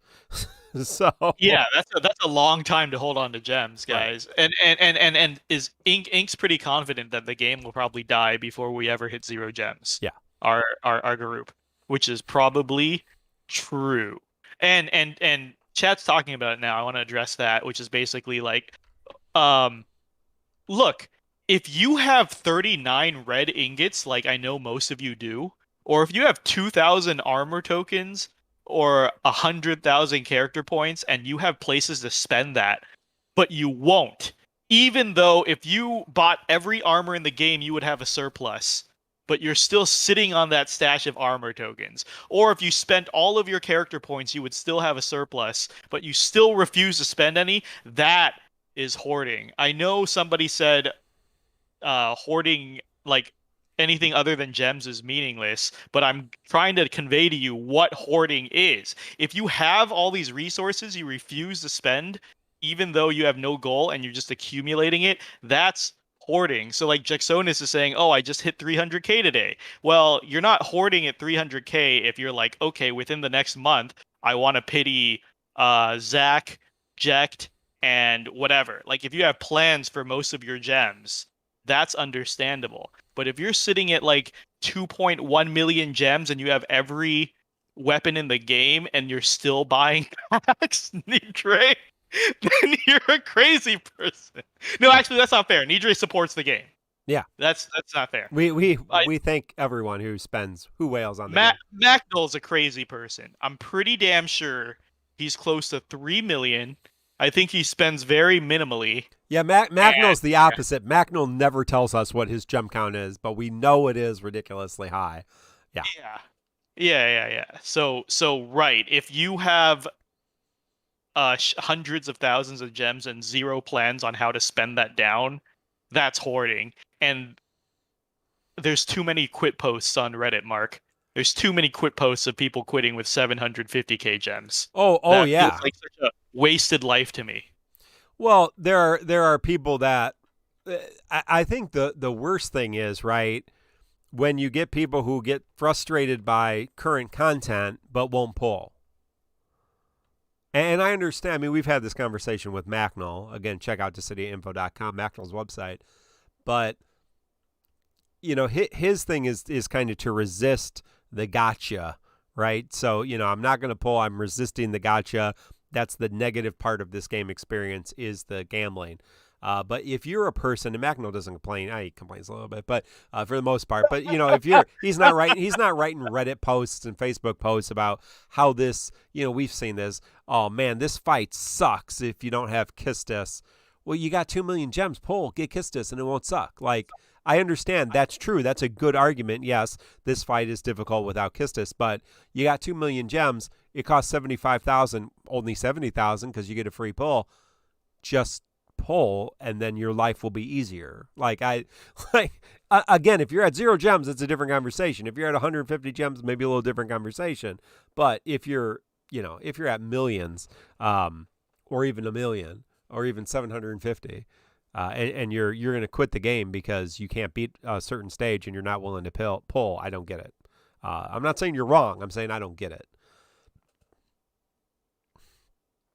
All right, well, on to the next question. Again, feel free to share your questions if you want to support us. Pikachu, who's with us, who's also a villain. Pikachu, who's banned. Which character do you have to green to receive God's favor? Which character do you have to green to receive God's favor? What do you think, Mino? This is too hard for me. I don't know. Is it World of Final Fantasy Twins? Grot of Dark. Jegrin. Is it Jegrin? Is it Jegrin? Yeah, Lightning if you're Thor. Good call there, X-Roz. Greening okay is a death sentence. Some girl, Green Ace Grace. Is that where you're going? Answer? Is that where you're going? I don't know. I have no idea what the actual answer. Some girl. Very. Wow, that's a stretch. These are getting. These are a long Green walk. Ace Grace. I like it. Oh my god. I like it, Pikachu. I like it. Good theology. I'll also take Green Lightning if you worship Thor. So or Zeus. Either way. Both gods with lightning. So good call. Good call. This is truly a Christian podcast. So Stig's Left Foot says, Do you think future Abysses will have Lufania level substrata where you have to build 3-4 different teams to be capable of handling the same orb? I guess another way to ask this is, do you think that we're going to have more Abyss? We haven't had Abyss for a while, and we did get that Equinox content we all really liked. So I'm not sure that we're going to see Abyss, very truthfully. I think that ship may have sailed. But if we do, I would suspect, yes, we're going to have Lufania fights and then maybe one Lufania plus like we have at Dimensions End. But what do you think, Mino? I mean, I'd like to see it. That'd be cool that it keeps going up with difficulty. I think I said on an unofficial stream before that I understand why they would favor temporary events like Equinox over Abyss. Permanent resources are a lot to give out. Yeah. Squex probably doesn't like giving out too many. So, and then it doesn't push that pull pressure like temporary events do. Right? So Equinox is kind of like the next evolution of Abyss, better in every way for both parties. And I forgot to mention this during the Heretics, but talking to a bunch of the DissidiaFFOO babbies this week who weren't around when Heretics were introduced. They were they were asking, "What's the point of Heretics? What's the point? You auto through it with a synergy team, right?" And then I was like, "Well, this was the precursor to Abyss and Equinox, right? Yep. In theory, you were supposed to use different teams for every fight. In theory, well, and Dimensions End, right? Yeah, back then the synergy didn't carry you through the entire event as easily, right? But now it's like Babby's Equinox or Abyss or they found better ways to do lockouts, basically. Right. Yeah. Yeah, and so for newer players, this can be a hurdle to tackle. For veterans, it is just, hey, let's get to Lufania. You've missed some chat there, Yeah, Kira, you've missed some chat. Hey, Dio says, what do you consider the best way to use your Burst Plus? Finisher and then Burst, or Burst Phase and then Finisher? So Burst and Burst Plus, or Burst Plus and Burst? Woo. Holy shit. I put that question in because I didn't see it, but apparently it was right above mine. It was literally right above your question. Oh my god. So, Give Babby a Spoon asks, what should I use first, my Burst Phase or my Burst Plus Finisher?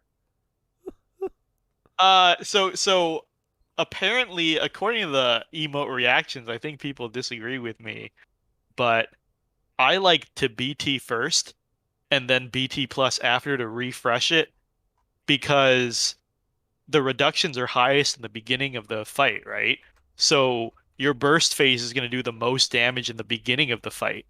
I don't see why you would save your burst phase for the end when the reductions are hitting you much, much, much harder. So I like to burst almost immediately and then refresh it with the BT plus. Is that not the standard way to do it? How do you play, Mark? First of all, Jovial Roger, thank you for the subscription. Feel free to ask your question in chat there, and we'll answer it for you on stream.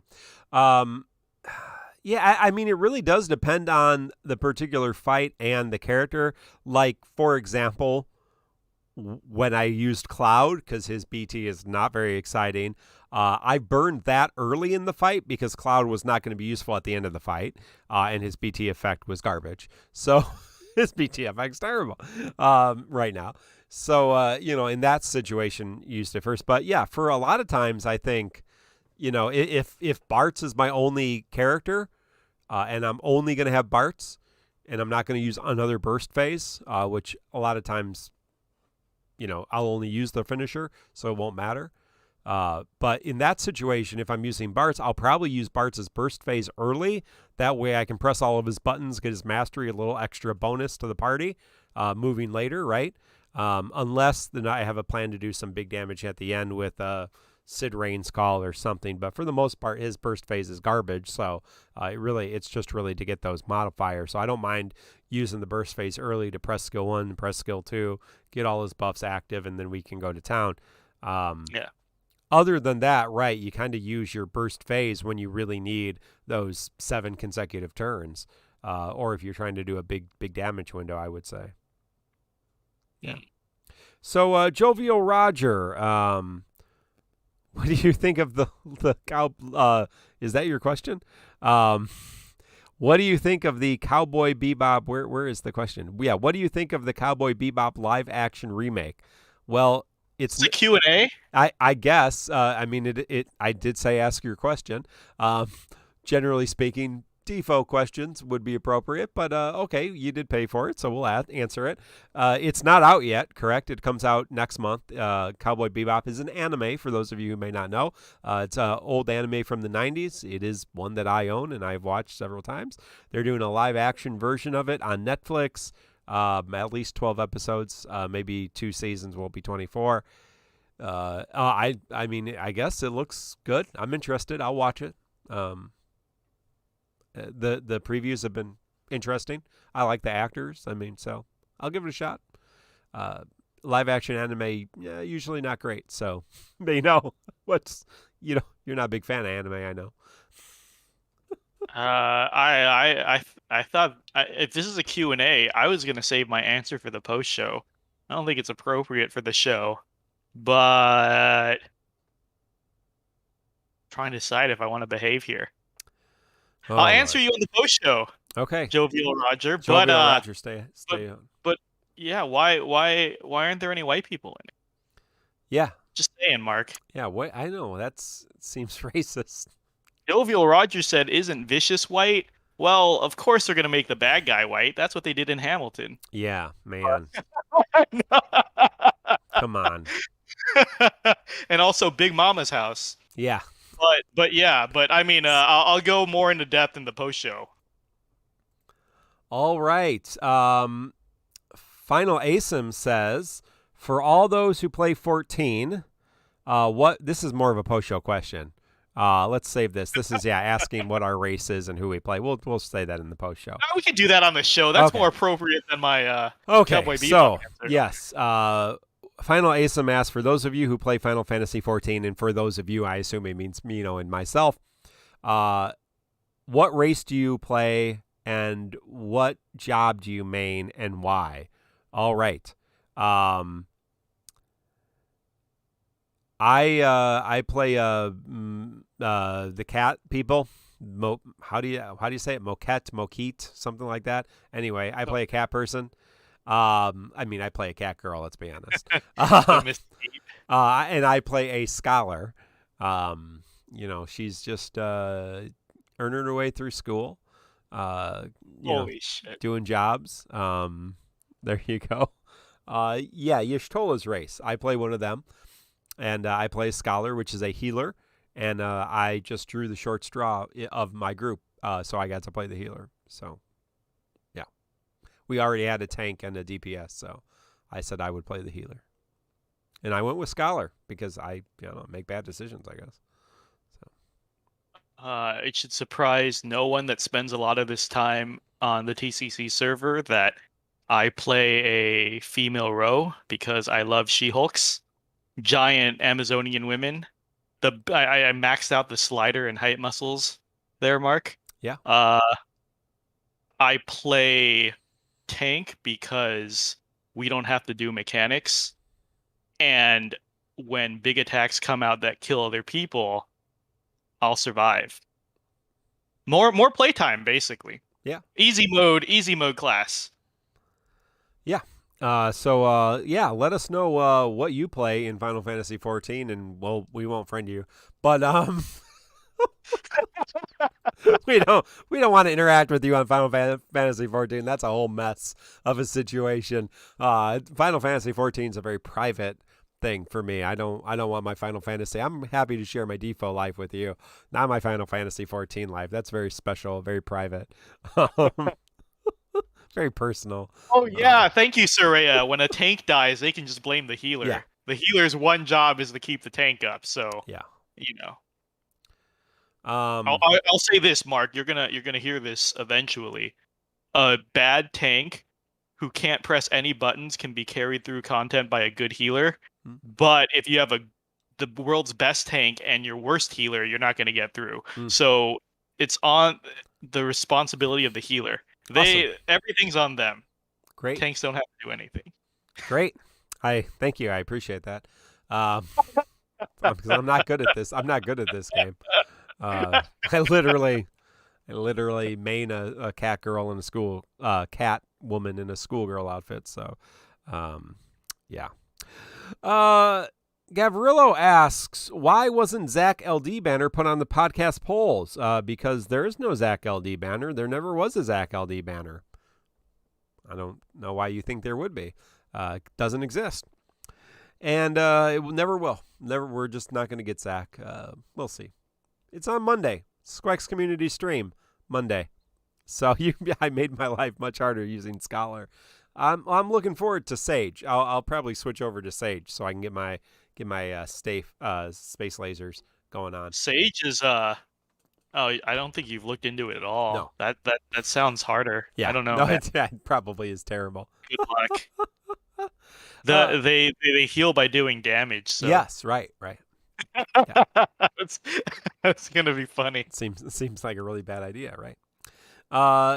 C-Sam says, how many subs to make Mark pity Vane BT to green?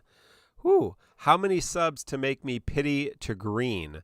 Yeah, that's interesting. I have no desire to go for Vane or to green. Greening's a big deal. Because that's very limited resources, and there are some favorites that are going to be here in a few months. So, so 40 subs? Yeah, no, I think I will pity Vane's BT for 40 subs. If you want me to green him, that's like 70. That's a lot of subs to be able to do that. So we'll put that on the list. It is it's 40 to pity a BT. 70 to actually green a BT, given that I have the resources to even do that. So I think I do right now. But whew, yeah, wow, not great. So I think I'll throw my hat in the ring. I think we should make this a regular thing since people keep asking. Like every show announcement, we should just be like, "Hey, this many subs for one of us to invest in a character." And the rules are we can't both do the same character, and they can choose either of us to pity/invest. The worst case scenario is research material for the show. now we got Silocon says 70 subs in one episode. Yeah, one episode. Yeah, one episode. Come on. And in a year. Yeah, over the course of a year. Yeah, no, I mean a year from now, if we get 70 subs, I'll consider greening veins PT. I guess I don't. It's not very useful. We'll have to figure out how this works with YouTube because people can super chat and stuff like that on YouTube. So we might have to put a dollar amount to it. That might be yeah, definitely for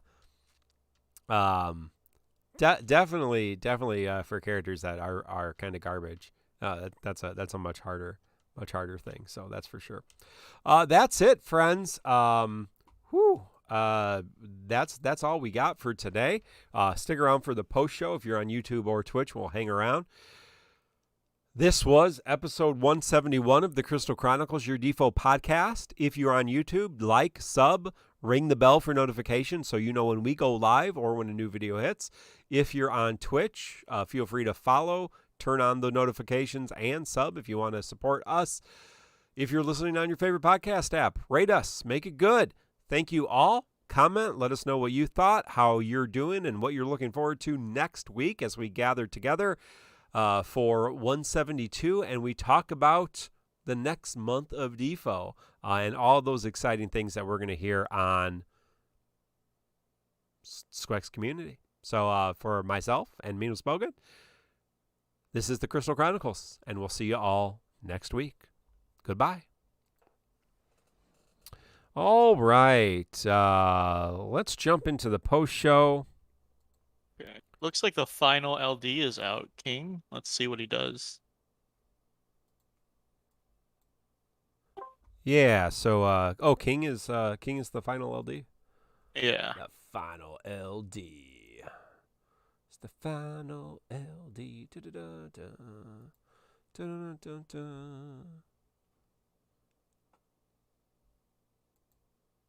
I gotta change something here. So, what was King does damage? Yeah, tell us what King does. Trying to see. I'm watching the. King is a tank. King's a tank now. Isn't everybody a tank? They do damage. Consumable HP plus. That does a lot of damage. Interesting. It's going to have to do a little bit more to be, competitive these days, right? I always liked King. I liked King's, the reload mechanic. I always thought that was interesting. Not a huge deal when you're just spamming skills these days, but. Oh, that's interesting. BC just said that his new HP plus consumes 2 charges of S1. Oh. So when you use it, you're eating up your S1. I guess that keeps the rest of his kit relevant. Interesting. It looks like it is just pure damage, unless we're not seeing the rework. I'm looking at his LD buff and his HP plus. It's just big damage. Yeah.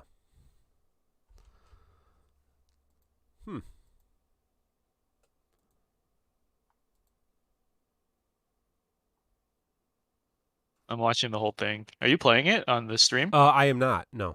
Okay. I'm doing other things on the the producing side of the show. Because I haven't even done my thumbnails for today, so I got to do that. So that is literally the last LD. Everybody else has LDs.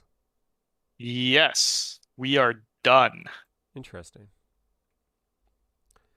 Interesting. So it literally has to be next month. There has to be something new, right? I mean, there has to be a new tier of weapons. Is that official yet? Or It's not official. Data mines have found level 300 enemies. and the what are they called? Force Force weapons, something like that. Yeah. Yeah. So I was explaining before that in the original Dissidia games, force gauge is what you charged up Oh yeah, right. Yeah. to enter EX mode, Right. and then Yep. in EX mode they had enhanced move sets. So for example, it would be the equivalent of what are those weapons in FFRK? You know, you pop the meter and then you get a whole new move set. Yeah, those are burst weapons in FFRK. Okay, yeah. So I'm thinking it might be something similar to that because that's basically what it is in the fighting game. So like in the fighting game, you build up a force gauge, you enter EX mode, and then from there you can do a burst attack. And that's where we get our burst attacks from, right? Right. Except now the DFFO is introducing a force gauge and force weapons.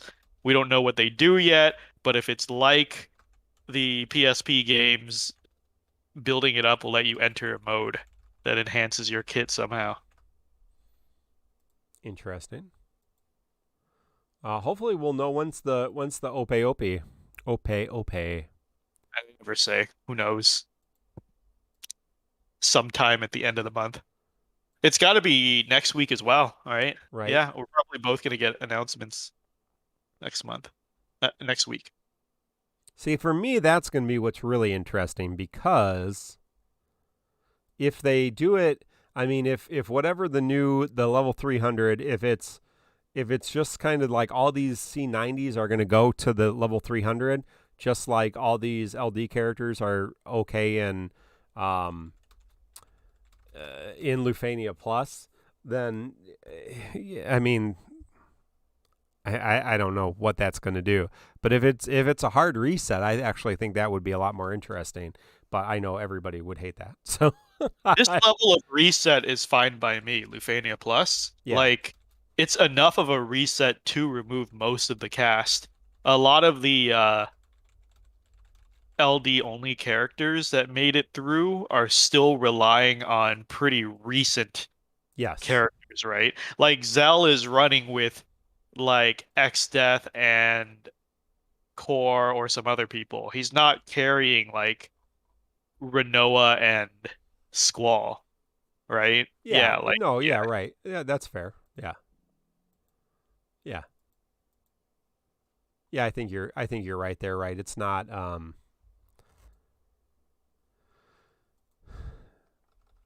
There's a lot of people that made it, but it doesn't mean that everybody is good without some of these new helpers for sure.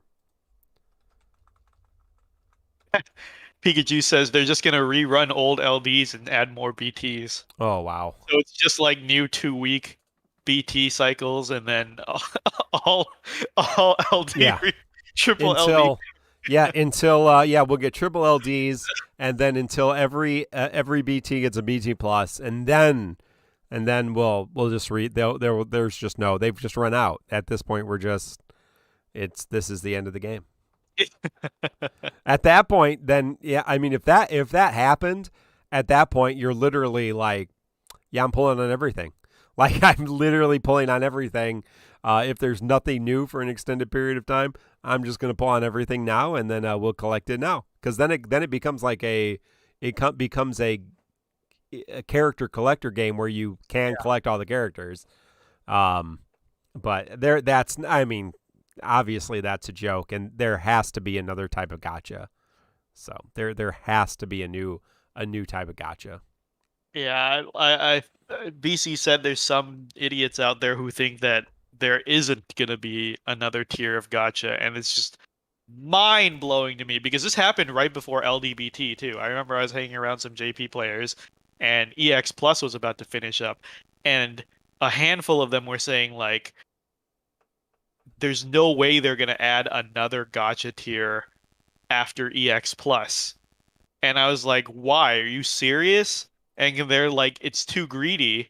If they introduce a new weapon, what did I spend 2 years collecting, 15 35s and EX pluses for if I can't use this old character anymore unless he gets the new weapon? And I was like, this is redonkulous. Do they really think these games have an end? It's an endless treadmill. Do you guys play FF14 and think, all right, this is it. No more expansions. Like, this is like we're never gonna get any new moves. This is the peak game. Yep. FF14, just die right now while you're making a lot of money, right? Like, just never add anything new. Otherwise, what did I work for getting to level 80, right? Like, We're not even up to level 99 in Defo, so I mean the game can't be over until you get to level 99. We all know that. yeah. The real question everyone's wondering is, will the new tier be 75k gems pity Yeah. or more? That would be hilarious if it goes higher. Gem only banners, please. Yeah. Kill tickets. That's Kill tickets. That's what it is, right? The new gacha will be just exclusively gems. You cannot, and there will be no pity. Yeah, they're just going to go back. Macno would definitely quit at that point.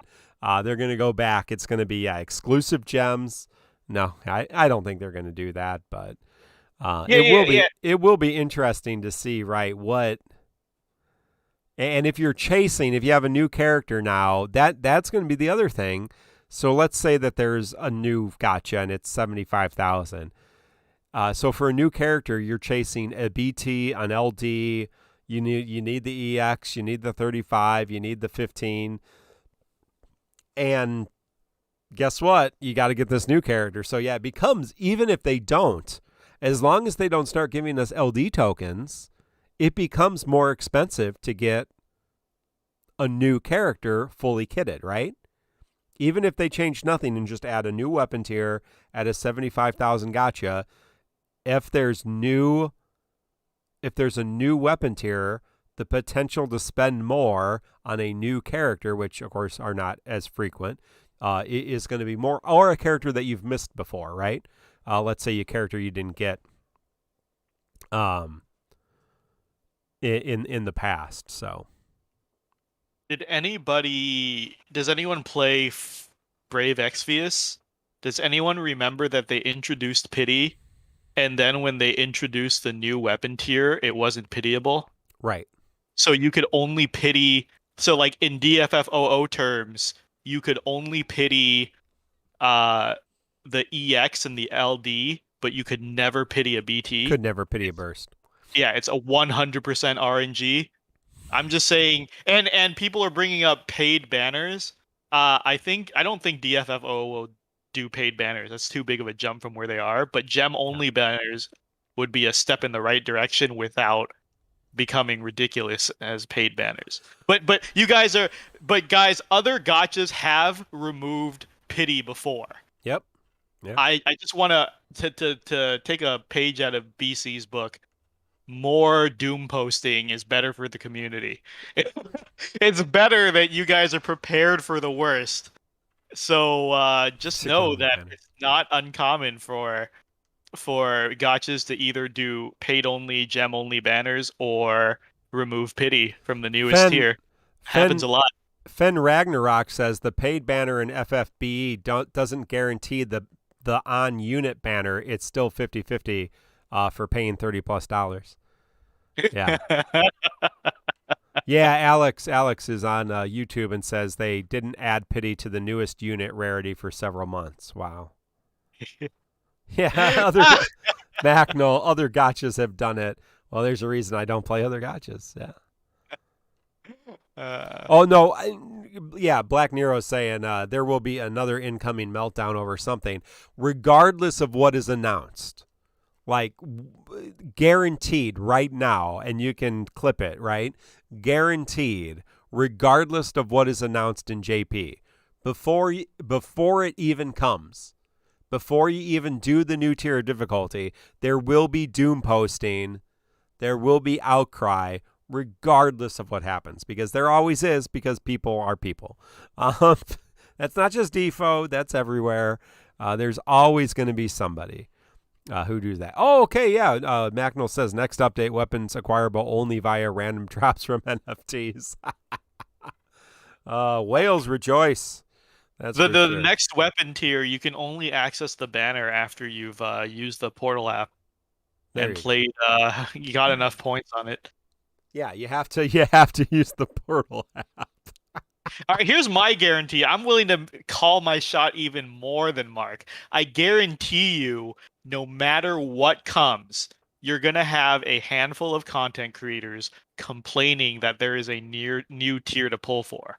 Because I do remember the doom and gloom when LDBTs were announced. I do remember people, not only veterans who've been playing since day one in JP, flipping out that there's a whole nother tier to collect, but also that there were now two weapons to collect because there was an LD and a BT, right? And so I guarantee you, no matter what, even if it's just a 75k pity for the new weapon tier, more than one content creator will complain that this is too greedy. This is their like first live service game. This is their first gacha, or this is the first time they've jumped to a new gacha tier. Because talking to a lot of the DFFO babbies, a lot of people have only been playing within a year, Mark. Yeah. Oh yeah. Correct. A lot of people have not seen either true difficulty jumps or even an introduction of a new gacha tier. So I guarantee you there will be at least two content creators out there complaining that a new gacha weapon tier is too greedy. Yeah, it's every week we get new banners, and people will still be surprised that there might be new banners, new things to pull on. And to answer BC's dumb ranting hour question, because I think they were asking what would they call the difficulty after Lufania. BC, I thought you played the PSP games. There's above Lufania is Shinryu is a possible one. Omega is another big one because Omega Weapon played a big part in the original Dissidia lore alongside Shinryu. So Shinryu, Omega, you guys brought up Feral, which I thought was pretty cool for Feral Chaos, who was the final boss. Mm-hmm. There are several options they can go to following their theme easily. Yep. Yeah, the one thing to give a little credit to Squex, or not, because I think it's not necessarily a great idea. They introduced two new weapon types, LD and BT, at once. So that's very good. So that was good. That was a good call. Two new weapon types. Didn't necessarily need the BTs early on, but whatever. But they have not introduced in Japan a new weapon type since LDBT for almost 2 years, right? I mean, this is the longest period we've had where a new weapon type has not been introduced. Yeah. Maybe EX to LD was around 2 years too. Oh no, because it can't be. It's only JP is in year 4, right? So we're approaching year 4. They're approaching year 5. So it can't be. There was 2 years of LDBT, a year before we got EX. So I guess it can be 2 years of EX, but there was 1 year of EX and 1 year of EX plus, I guess. So yeah, that being said, I mean, if their goal is to, introduce ultimate weapons, don't count, do they really? Because that's not gacha. Yeah, they don't count. That's you might not as well gacha. tell me. Yeah, you might as well fucking say mannequin weapons. Yeah, that's not a gotchas. That's how we're talking about. Armor was, that's anything you have to actually spend resources to pull. It got to be tier 9. You definitely need ultimate weapons, and you need Vincent BT plus. I don't think you can beat tier 9 without Vincent BT plus. That's what I'm going to say, because I'm going to green Vincent right out the gate. I think someone earlier at the beginning of the show said that Quistis was necessary for Divine Bahamut too. Yeah, you definitely need Quistis.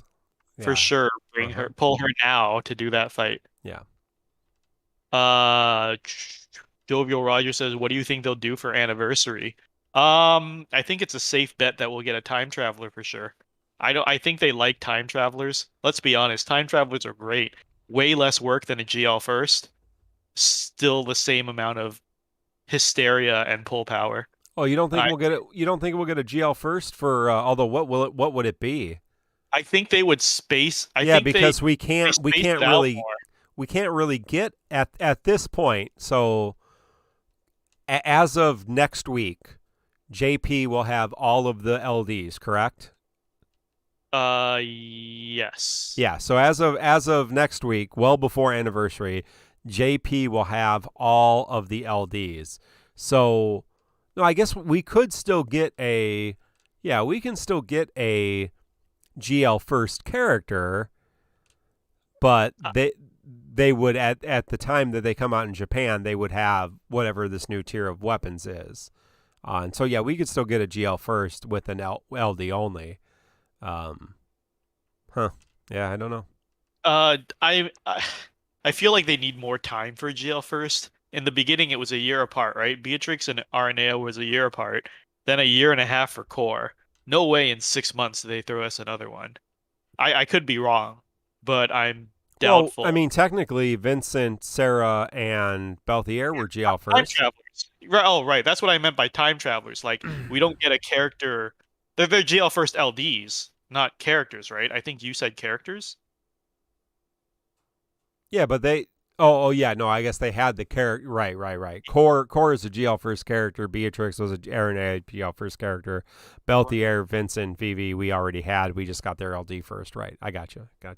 Yeah, that's what I mean. Like, I don't think it'll be a character, but time traveling would be fine. Like, if they wanted to bring King LD up at GL anniversary, it wouldn't hurt them too much, right? Like, they move things forward all the time. If they wanted to kill some seasonal banners and kill all future seasonal banners and just make it one GL anniversary banner, they could do that too. What other seasonals do we have in our future other than Zach LD? Let me see if I can figure out something. See who has more. Drez64, while you're looking, Drez64 says, isn't it kind of weird that they didn't introduce the new weapon tier before the last LD dropped? They released like 10 EX Plus after LDBT. That's what I think BT Plus is. We all know there's going to be more BT Plus. They confirmed Tifa, Renoa, Kane, Camelot, the rest of the CC main characters. We still have a lot of BTs coming. BT Plus is our transitional bridge into the new era, not LDs. BT Plus. So it looks like was Vanille on. So World of Final Fantasy Twins have 4 banners. They have their banner, the Heretic banner. They have an Intertwined Wills. They have a Boss Rush, and then there was a campaign with Vanille. So that could be a campaign banner that gets changed Vanille, up. Yeah. Then you have Jegrin. He had a campaign. Well, he had the Belthier is on Jegrin. That was a campaign banner. And then we had another campaign. I don't know which campaigns they were. With Zaz LD. So we could definitely lose the Belthier one. Or that could be changed up a little bit like they changed the Yuffie one.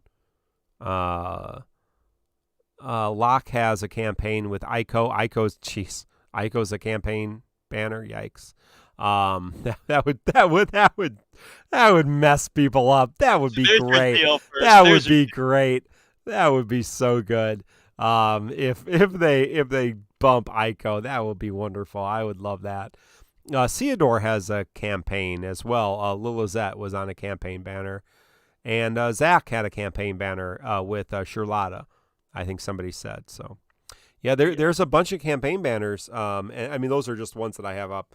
My spreadsheet goes up till April. So yeah, there's a lot of campaign banners that they can mess around with. What's Fang's favorite flavor of ice cream? Vanilla. Shit! That was so obvious. Why did I get that one? I'm so bad at these.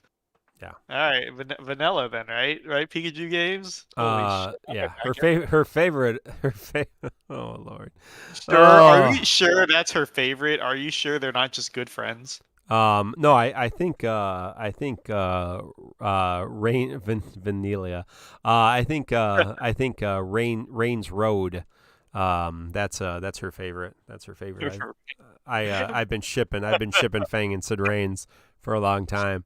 and the internet agrees. You can Google that, friends. Open a incognito tab in your browser and Google Fang Sid Reigns fanfic, and there you go. Your night will be ruined. Oh no. There's a consistent number of campaign banners that can be shuffled around. I don't think you're going to get BT banners shuffled around, although we could get these one-off BTs shuffled around a little bit. Like, somebody like, Shantoto, a little bit overwhelming BT plus, right? Disagree. Okay, but yeah, I mean, she's going to be great. Onion Knight, I know people have been shitting on his BT plus. So what if that one's, sent back a little ways, and somebody comes early, who knows? So there could be some swaps there. I don't think you're going to see that. I don't think they're going to mess with the BT release schedule, but definitely we know these campaign banners are up for grabs. They've said that multiple times, and so I would not be disappointed if and all these characters, yeah, I mean, when Sarah comes back with her LD, or I guess she already came, but Belthier, when Core comes, I mean, all that's up for grabs, right? So there's going to do. I definitely would say that Belthier banner is going to change. So, all right. Here are my for sure predictions. New starter banner on anniversary. Do you think that'll happen? So Lightning, Squall, Cloud, BT plus. That is around anniversary. The first start dash, the next start dash banner update would be in January, so a little bit before anniversary, and that was just Lightning, right? And then you get it a couple months later, with all three of them.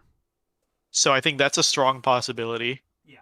And then I think the headliner for anniversary, guys, is going to be a rerun of Core's event. Just like they reran RNAs. Remember, What did Josh say? This is our 4th or 5th time doing RNA's event. Yep. Well, we got to get our second Core event in, guys. So Core with does he have his boards? He's got his high armor. Does he have his LD? Yeah, he does have his boards. He has his LD boards.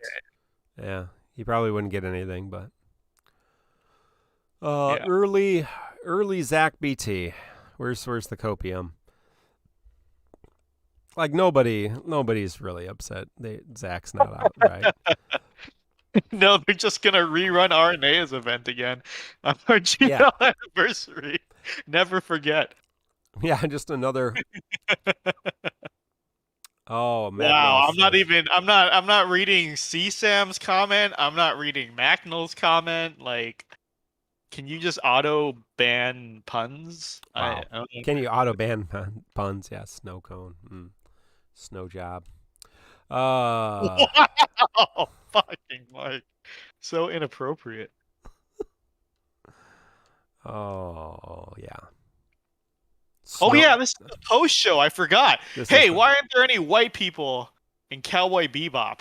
What's the opposite of whitewashing, Mark? Because that's what they're doing to my favoritist anime. Why are they whitewashing it? Or opposite? What's the opposite of whitewash? I don't know that there is an opposite of whitewashing. I mean, you can blackface, but that's a different thing. Like I know when white people move into minority neighborhoods, that's called gentrification. That's gentrification, yes. So what's the opposite when minorities move into a white neighborhood? Scary. That's called scary for the white people. Riot. Then they move out. Then they move out and start a new community. That's how that works. That's how that works. Immigration. Yeah, I mean that's kind of what immigration is. Desegregation. Well, that's okay. I mean, if you're gonna be fair, I don't. Yeah, I don't.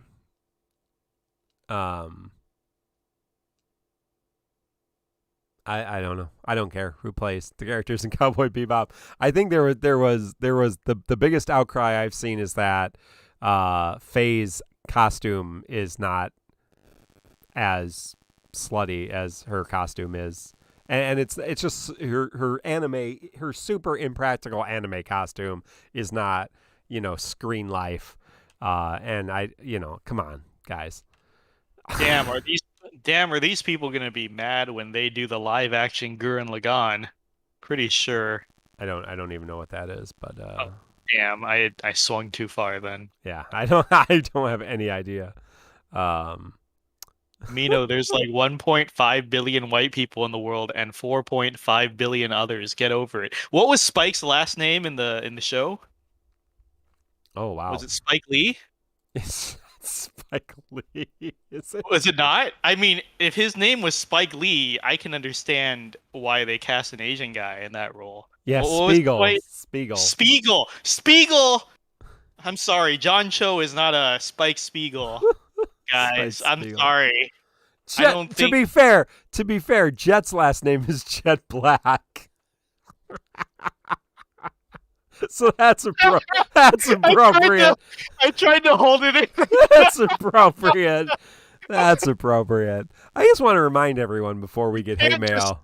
You can't just call black people black, Mark. If his name was like Jet African American, I could understand, but this is too on the nose. This is like I remember when BC said BC, of course, is Black Cloud. Nobody knows that because we're the only ones that call him BC.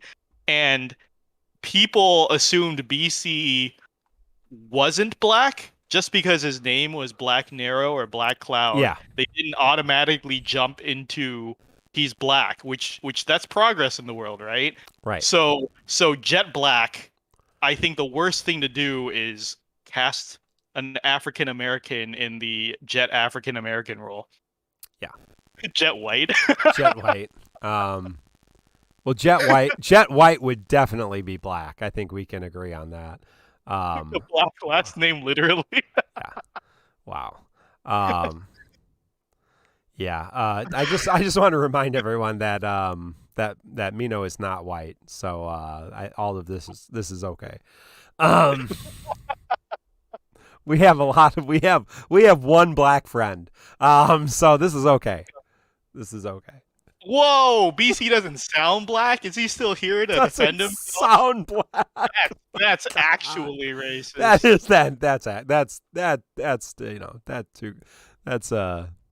taking it too far.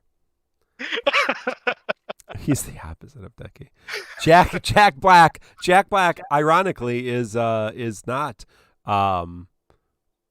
black, yet Jack White is white. So it's very confusing. It's very confusing. We live in a confusing time. I think that's fine. Live action anime. Is there any? Has it ever worked ever for any reason? I haven't watched. I think I've watched one, and I didn't hate it, but I know everyone else did. Which one? I watched the live action Death Note on Netflix. Oh yeah, with what's his name, the guy that played Green Goblin and it's the guy. Yeah, that's him, right? Yeah, that's him, right? Yeah. Okay. I watched the live action Death Note, and I honestly thought it wasn't bad. It's not great. I wouldn't recommend it or watch it again, but I didn't hate my time watching it. I know a lot of people really hated it. But did you ever watch I watched the live action Death Note. Yep, I watched the live action Bleach. I watched the live action the Alchemy one. I always forget what it's called. Full Metal Alchemist. Live action Full Metal Alchemist? Oh yeah, no, there's a live action Full Metal Alchemist. Yeah. And I don't they weren't though, and I mean I've seen the Dragon Ball Z movie, obviously. Oh, I have not seen Skagen says the Kenshin. There's a live action Kenshin that I've heard is okay. I heard that's pretty good. I've not seen that. William Dafoe is the guy who played the whatever in Death Note. I thought you were talking about the young Green Goblin in the stupid Andrew Garfield. Oh yeah, no. Does Detective Pikachu count? Yes, Detective Pikachu counts. I Excellent actually movie. enjoyed Detective Pikachu. I also like Detective Pikachu. Yeah, people hated that. I liked it. Did I watch Sam? Did I watch that Naruto? I did. I watched a few minutes of it. I don't know Naruto, so it didn't mean anything to me. I mean, it was a fan film, so it is what it is. But I mean, if Resident Evil. So anyway, back to those. The big problem with that is these are spanning, even if they're 26 episode animes, to try to do. Like the Bleach one is the first season. So trying to do one season of an anime in an hour and a half, it's just too much. It's just too much. You can't really. I don't know. I don't know how to say it. And I don't care either. But I can do Detective Pikachu. To Naruto. Well, yes, sorry. People are saying what other ones? Oh yeah. But did you ever watch or read Death Note? Yeah. I've seen the anime. Yeah. Okay, so in my defense, and Macnell says, Mino, I agree with you. It's especially good for the comedy bits, intentional or not. Okay, so the reason why I actually enjoyed the live action Death Note, because I felt the American approach was a much more realistic and less cringy approach. Because I never liked the original Death Note because it was very glorifying Light. Like it was really glorifying the whole I decide who lives and dies and I'm judge, jury, executioner and I have all this power until the very end. Of course they say it's bad, but a lot of weebs and fans, because weebs are terrible people, they're like, oh, I love Light, I wish I had my own Death Note to kill my bullies, like the weebs are the worst, fans are the worst. The original Death Note, I think, sent a very mixed message. It was really bad. The American live action Death Note made it much more realistic because Light is now thinks he's smarter than he is, Rick and Morty fan character type, right?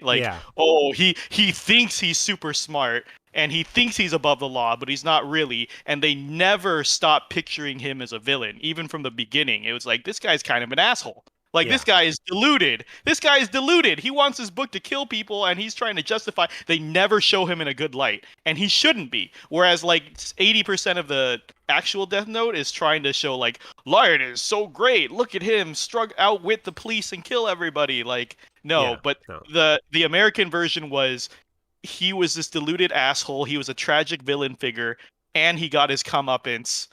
And I don't know, that I thought that was a much better take than that shit ass weeb bullshit. Yeah. Sam says Dune comes out tomorrow. I'm a big fan of Dune, so I want to make sure I go see that in the theaters. But X Ross says don't watch One Piece. I was a kid when that aired, and I'm growing up, and it's still they're still doing it. There are over we were talking about this in a channel somewhere, but there are over 900 episodes of One Piece that have aired, and One Piece is still ongoing, right? That being said, it's the longest running anime that's been dubbed in English. There are animes that have been running in Japan since the late 60s that are still ongoing. The one with the most, it's hilarious. Quetzalma brought it up to us. Quetz brought it up to us. The one with the most episodes has 7,500 episodes. It's been airing since 1969. And it's kind of like a Mulan-esque kind of theme, right? Where the main character is this headstrong young woman who doesn't want to settle down and get married, and so she's at wits with her family, but it's all about family drama and all that kind of stuff. So she eventually gets married because it's all about traditional Japanese culture and hyping up, the greatest traditional culture of the world, right? So so that's Sesame Street was the longest. I don't think Sesame Street has 7,500 episodes. People talking about Dune. The only reason I'm watching is because Zendaya is hot, and I'll watch all her movies, especially if they're free on HBO Max. Yeah, that's fair. The Simpsons, I think, is the longest running cartoon in Can't be. No way. in Can't be. the United States, in the West. Yes, that's not American animation. Simpsons is the longest running. Yes, Son of a bitch, it is. it is. Yeah, no, by far. There's how many episodes of Simpsons? 30. They're on 39. They're on season 39 right now. Yeah. So, yep. They're Holy shit, Simpsons is older than me. Simpsons has been around since the 80s. Yeah. Arthur has been running as long as One Piece, so that's one. Oh, okay. Yeah, Arthur had been on for South Park as well has been is still running. Yep. Family Guy as well. South Park started about the same time as One Piece. Family Guy is 3 years after. Mm-hmm. SpongeBob is still going? Yep. It's on season 22? Holy shit. SpongeBob's still going? Peppa Pig. Oh, Peppa Pig. Ugh. Handle Peppa Pig. Every Seth MacFarlane cartoon Is still going, yeah. American Dad. Okay. But there are several. There's a whole list of anime from Japan that have never really been dubbed in English or any other language, as far as I know, that are well over 1,500 episodes. That's and they're more episodic. They're like The Simpsons in that sense, where it's not a season long story arc like One Piece. I mean that's how One Piece is, right? One Piece is kind of over story arcs, as opposed to one shot. Every episode is that. I am older than The Simpsons. So when you're I'm definitely older than One Piece. But well, technically, The Simpsons had a life before the show, right? Yeah, Tracy Ullman show. Yeah. Yeah. So I mean, if you want to count that Simpsons, then you're still younger than The Simpsons, I guess technically. A lot of these. I'm pretty sure that The Simpsons, the Tracy Ullman show, did not air before I was born. Oh, okay. A lot of these long-running animes, though, that I looked at the list, they take a lot of hiatuses. I like, for example, I think like Hajime no Ippo and Crown Shinchan and what's this other one here? Detective Conan. They are not running every year like The Simpsons. Oh, really? They take long breaks in between, which is why they're still running. So I don't think they get as much credit for The Simpsons. The Simpsons pumps out.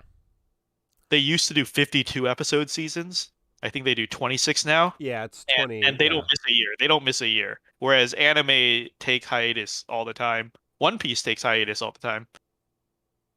Yeah, there are 710 episodes of The Simpsons, so that's a little less than One Piece. The Simpsons aired on Tracy Ullman in 1987. And it aired on Fox as the first season in 1989. So I am much older than The Simpsons. But I love it. Like you go to TV, and so this is an anime, but it's a similar thing. I hit in the wrong thing, and so in early American television, there were shows that had so many so many episodes because they were on every single day, like Gunsmoke. Gunsmoke was on, only it had about a 9-year run, but I mean, it was on all the time. Or even if we're going American animation, Transformers, G.I. Joe, Thundercats, a lot of those shows really only had a 2-season run, but they did 64 episodes a season. And so they're in syndication over 100 episodes. Drez, there are shows like Doctor Who, that have a lot. Drez says Doctor Who's got 862 episodes across how many doctors? 13 different casted doctors now. Jovial Roger and Sogeking bring up a good point. For anime and manga, they stick to one author. So it's not like handed down like Transformers. Because I was saying, like, you're right. There's a lot of other series that have quote unquote been rebooted and are technically. Oh yeah, because right now Transformers. Like Scooby-Doo, right? Yeah, like Scooby-Doo has been. Yeah. Yeah. I think that's a really good point, because it is different for. I would consider, like, Transformers. I would consider the original Transformers as 2 seasons. That's season 1 and season 2, and then they had the movie, and then there was a few other seasons, and then all the different things. Right? I mean, it's like Power Rangers. There's how many seasons of Power Rangers, but besides the first few seasons, every single season or every other season, there's 2 season runs, and then it's a whole different group of teens. And so it's the same theme, but Power Rangers has been on since '94. Yeah, there's a lot of Power Rangers here in the United States. Yeah, 90s in the States, but I'm sure 80s or 70s in Japan, I'm sure. Yeah, so there's a lot of seasons of Power Rangers. But yeah, when you take even Dragon Ball Z Dragon Balls had different variations. Dragon Ball Z, GT, or GX, or whatever that dumb one was, Super, etc. They're all involving the same characters, but they are different shows. There's a few of them like that. Whereas, One Piece is just the same show. It's literally the same show. And so, that's something to be proud of, I guess. I don't know. I've only watched like maybe 4 episodes of One Piece. I don't think I've ever watched an episode of Naruto at all. I don't think Is it really something to be proud of? Okay, all right. So we're gonna get hate mail on this for sure. Yeah. But like, Japanese TV has set slots for anime, and they have less competition than your average American TV show. Right. When it comes to broadcast space and standards. And for a lot of anime, it's harder to get canceled. You have to really bomb to get canceled. And interviewing a lot of these like manga, these authors, what it is you pitch a lot of concepts, right? And you're trying to pitch a lot of concepts with a lot of branching ideas. And then whatever gets accepted, you run with it until you're out of steam and you're forcibly canceled. As in, a lot of these shows do not start with defined arcs and storylines. They're making it up as they go. One Piece, for sure, has made up so much shit as they went, because it's like, because we were having this discussion in our Weeb Discord, I think a week or two ago, and it's like the Naruto author hit a slam dunk with Naruto. Then he tried to do several other series after Naruto. None of them took off, so he came right back. Yep. To Naruto. Same with Dragon Ball. Toriyama tried to do a lot of things after Dragon Ball, came right back to Super. Same with Bleach. Did you know they're making a new Bleach now? Because that guy tried a bunch of different stuff. They all failed, right back to Bleach. Even Oda from One Piece. One Piece, he said, was originally supposed to be much shorter. Yeah. Of course, right? Nobody plans to write like nobody plans 1,000 episode run. Yeah. And so originally it was supposed to be a lot shorter, and he had all these ideas. He was talking about, after One Piece is a series about pirates, he's like, afterwards I kind of want to do something with cyborgs or samurai. And then years later, One Piece now has a cyborg crewmate, and they're on a samurai island right now, currently in the show. Yeah. And he was like, I could. It's my sandbox. Yeah, he's like, I could. He's like, I could develop a bunch of new series that might hit or miss, or I could ride the One Piece train to the end and make a shit ton of money, right? And that's just the logical decision, right? Like, Matt Groening doesn't need to make new shows. He can live off Simpsons royalties forever. So is it really admirable when they just find they're like one-hit wonders and they just try to ride it until all the quality is dead? Is it admirable? Maybe not in the sense of art, but does it make sense? Yes, and it always bugs me when it doesn't bug me, but it doesn't make sense to me. Like, you get these, like, we're watching Grey's Anatomy, which is the hospital drama. And we had watched it to maybe like season 8 or 9, and then got busy with life, and so we're catching back up to the current season. I think they're in season 18 of that horrible show. And people die in that show all the time, and characters are replaced. But some of them, early on, left the show. Like some of the main cast left the show within the first few seasons by their choice because they were going to go off and have these big acting careers. Almost never happens.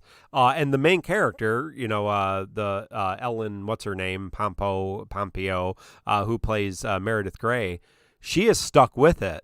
And why the hell not? Because, man, she's making bank every single year. Why go off and have a one-hit freaking movie when you've got 20 seasons of a hit TV show that you're making hand over foot?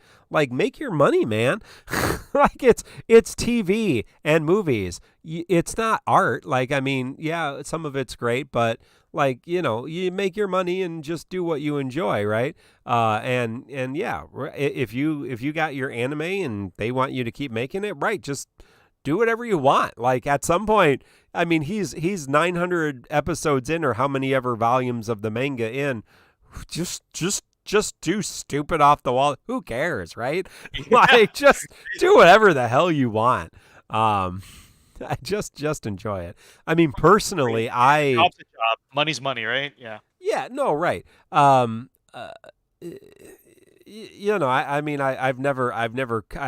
There's some weebs out here who are gonna send us hate mail, but like, I've never, watched anime. I don't read manga. I do read comic books. I grew up reading comic books. I never got into manga. Sorry, I don't live in Japan. Why would I? But so I don't understand it as an art form because I just don't have a lot of exposure to it. But I've never watched an anime and been like, oh, this has changed my life, except Evangelion, because I'm pretty sure I had to come in, try to understand my sexuality after I watched that for the first time. So that was pretty jarring. But other than that, I mean, really, yeah, I've never like watched an anime and been like, oh, my life has changed and I'm so like, it's so beautiful. Like I'm walking the plastic bag flying like American Beauty. Or even, I mean, I like art. I like to go to art museums and I love music and things like that. But I've enjoyed anime. And there's anime that I like, and that will be like, there's nostalgia anime, and there's anime that's just like a good time, a nice background, but as an art form, it's never spoke to me in anything. So yeah, I don't care. Just do what you want to do. Enjoy it. And personally, I like the one-off, the one season, a contained story, beginning, middle, and end. And I like that with TV too. Yeah, same.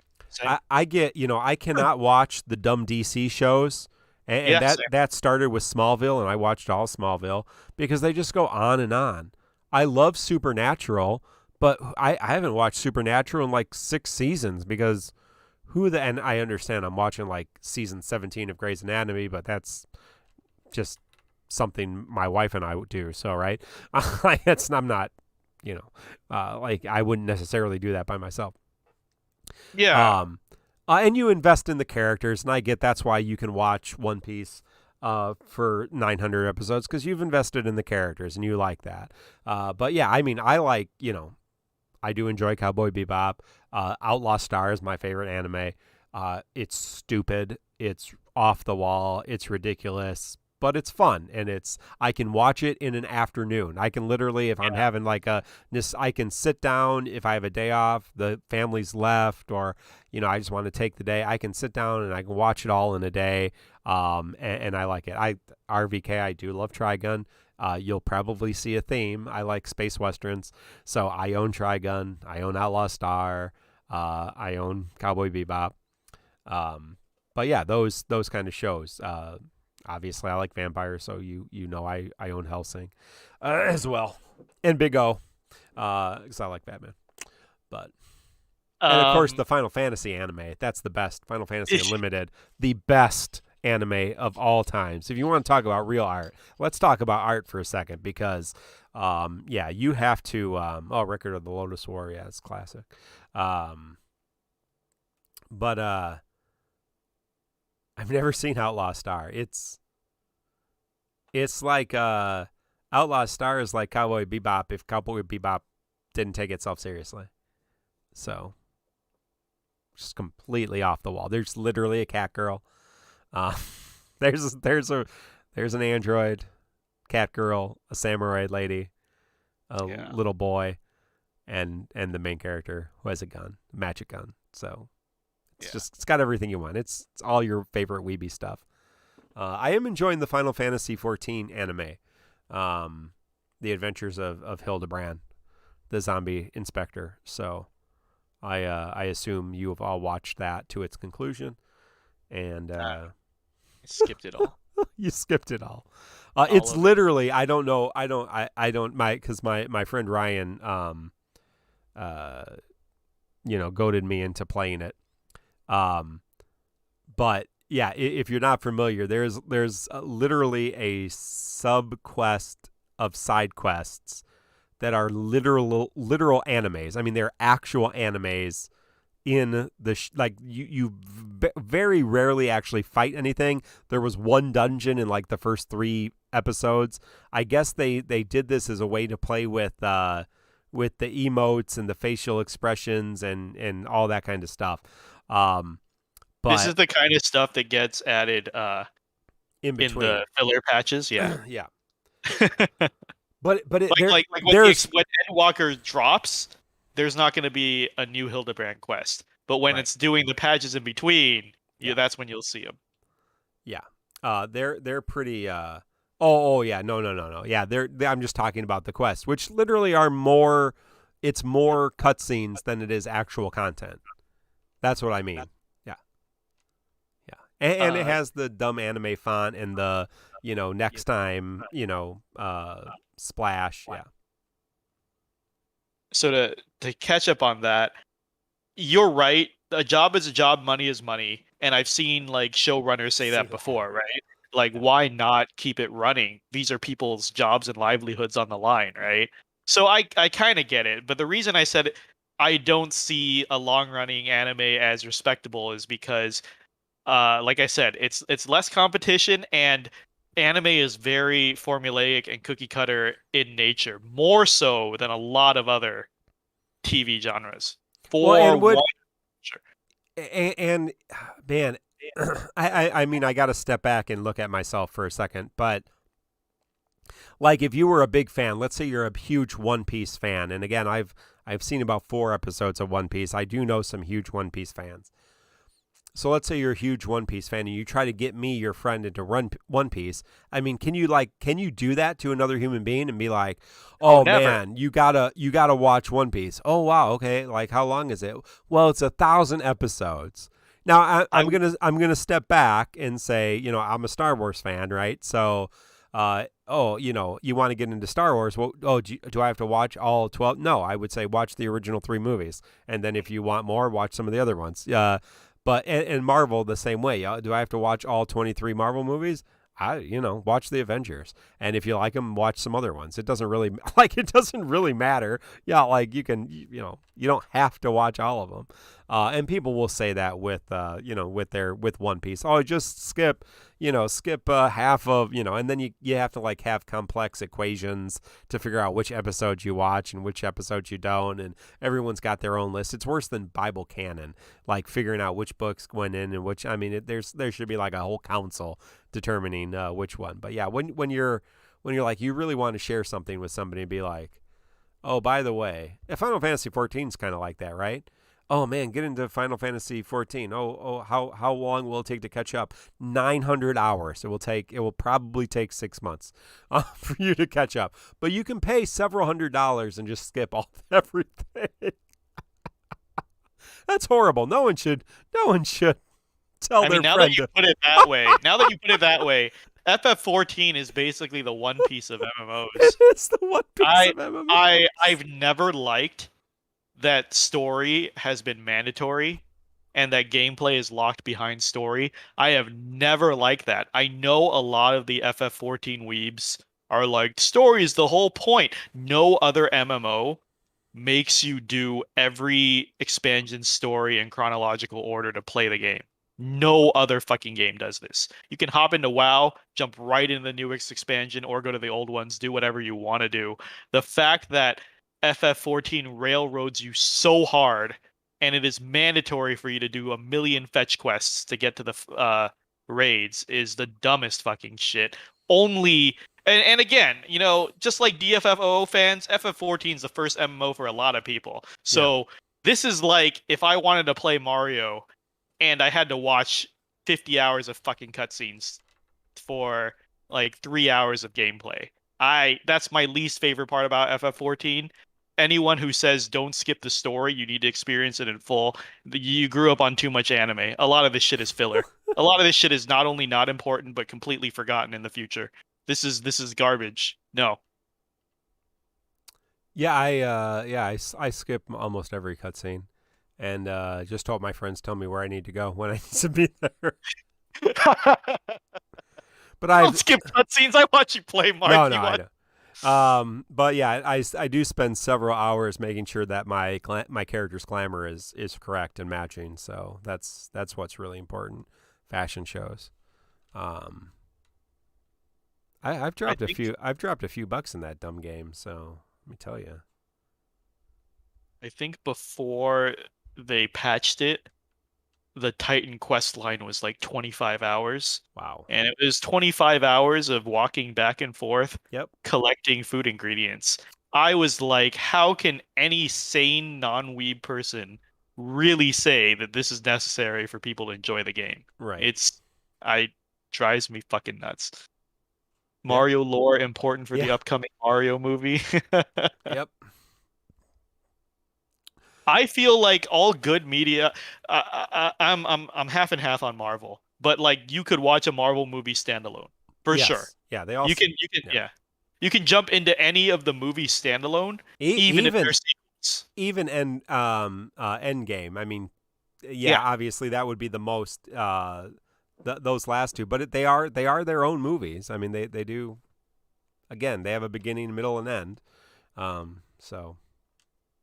Yeah, but like One Piece, I don't think you can take a section of One Piece out and watch it as a standalone. Well, and if you start watching, like you can start watching Dragon Ball Z without having watched Dragon Ball, and you'll probably be okay.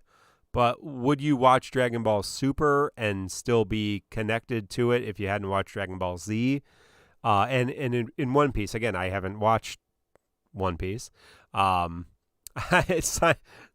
says, I prefer the classic Mario where the Goombas are dinosaurs and they do that little dance. I added that part in, but I also prefer that. I like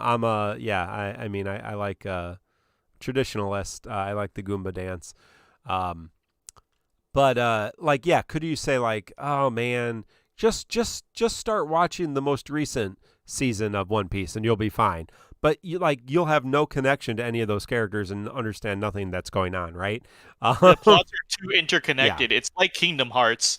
You can't just pick up Kingdom Hearts 3 and know what the fuck is happening. I actually, now that you mentioned that, I know someone who did that, and they enjoyed the game, which maybe says something, because most people who like Kingdom Hearts didn't enjoy Kingdom Hearts 3. But they actually enjoyed the game, but yeah, they had no idea what was going on. That's One Piece, not standalone at all. Naruto as well, not standalone as well. At least, well, first of all, I don't try to watch Dragon Ball Super, period. So I can't answer that part of your question. But I know lots of people who have watched different sagas of Dragon Ball. Yeah. And those are standalone. Like, I've known somebody who's only seen the Cell Saga. Hasn't seen Boo, hasn't seen Frieza, anything before. He got a complete story. No, that's fair. That's fair. I've known people who only watch the Boo Saga. That's I'm saying, the reason I would watch Super is because I like the characters. Because I've watched enough of Dragon Ball that I like the characters. I don't know if you jump into Dragon Ball Super that you'll develop enough relationship with the characters. Whereas, if you watch probably not, right? Right. Toriyama's senile now. Yeah. Super is bad. It's not good. He's lost his clearly this is like a Tolkien situation where he's lost his mental faculties and they just made him sign a piece of paper to continue Dragon Ball, because this is, holy shit, is Super not representative of anything that came before. I think it's complete garbage. I think Mark enjoys it actually, so I do. I'll stop. I do like Super. I know. I just like Vegeta, so anything I can watch Vegeta. All right. Well, I need to go to bed. Yeah, So I gotta go. thank you all for joining us on YouTube, on Twitch. We'll see you all later. I'll probably post another video tomorrow, and then we'll hang out on next week.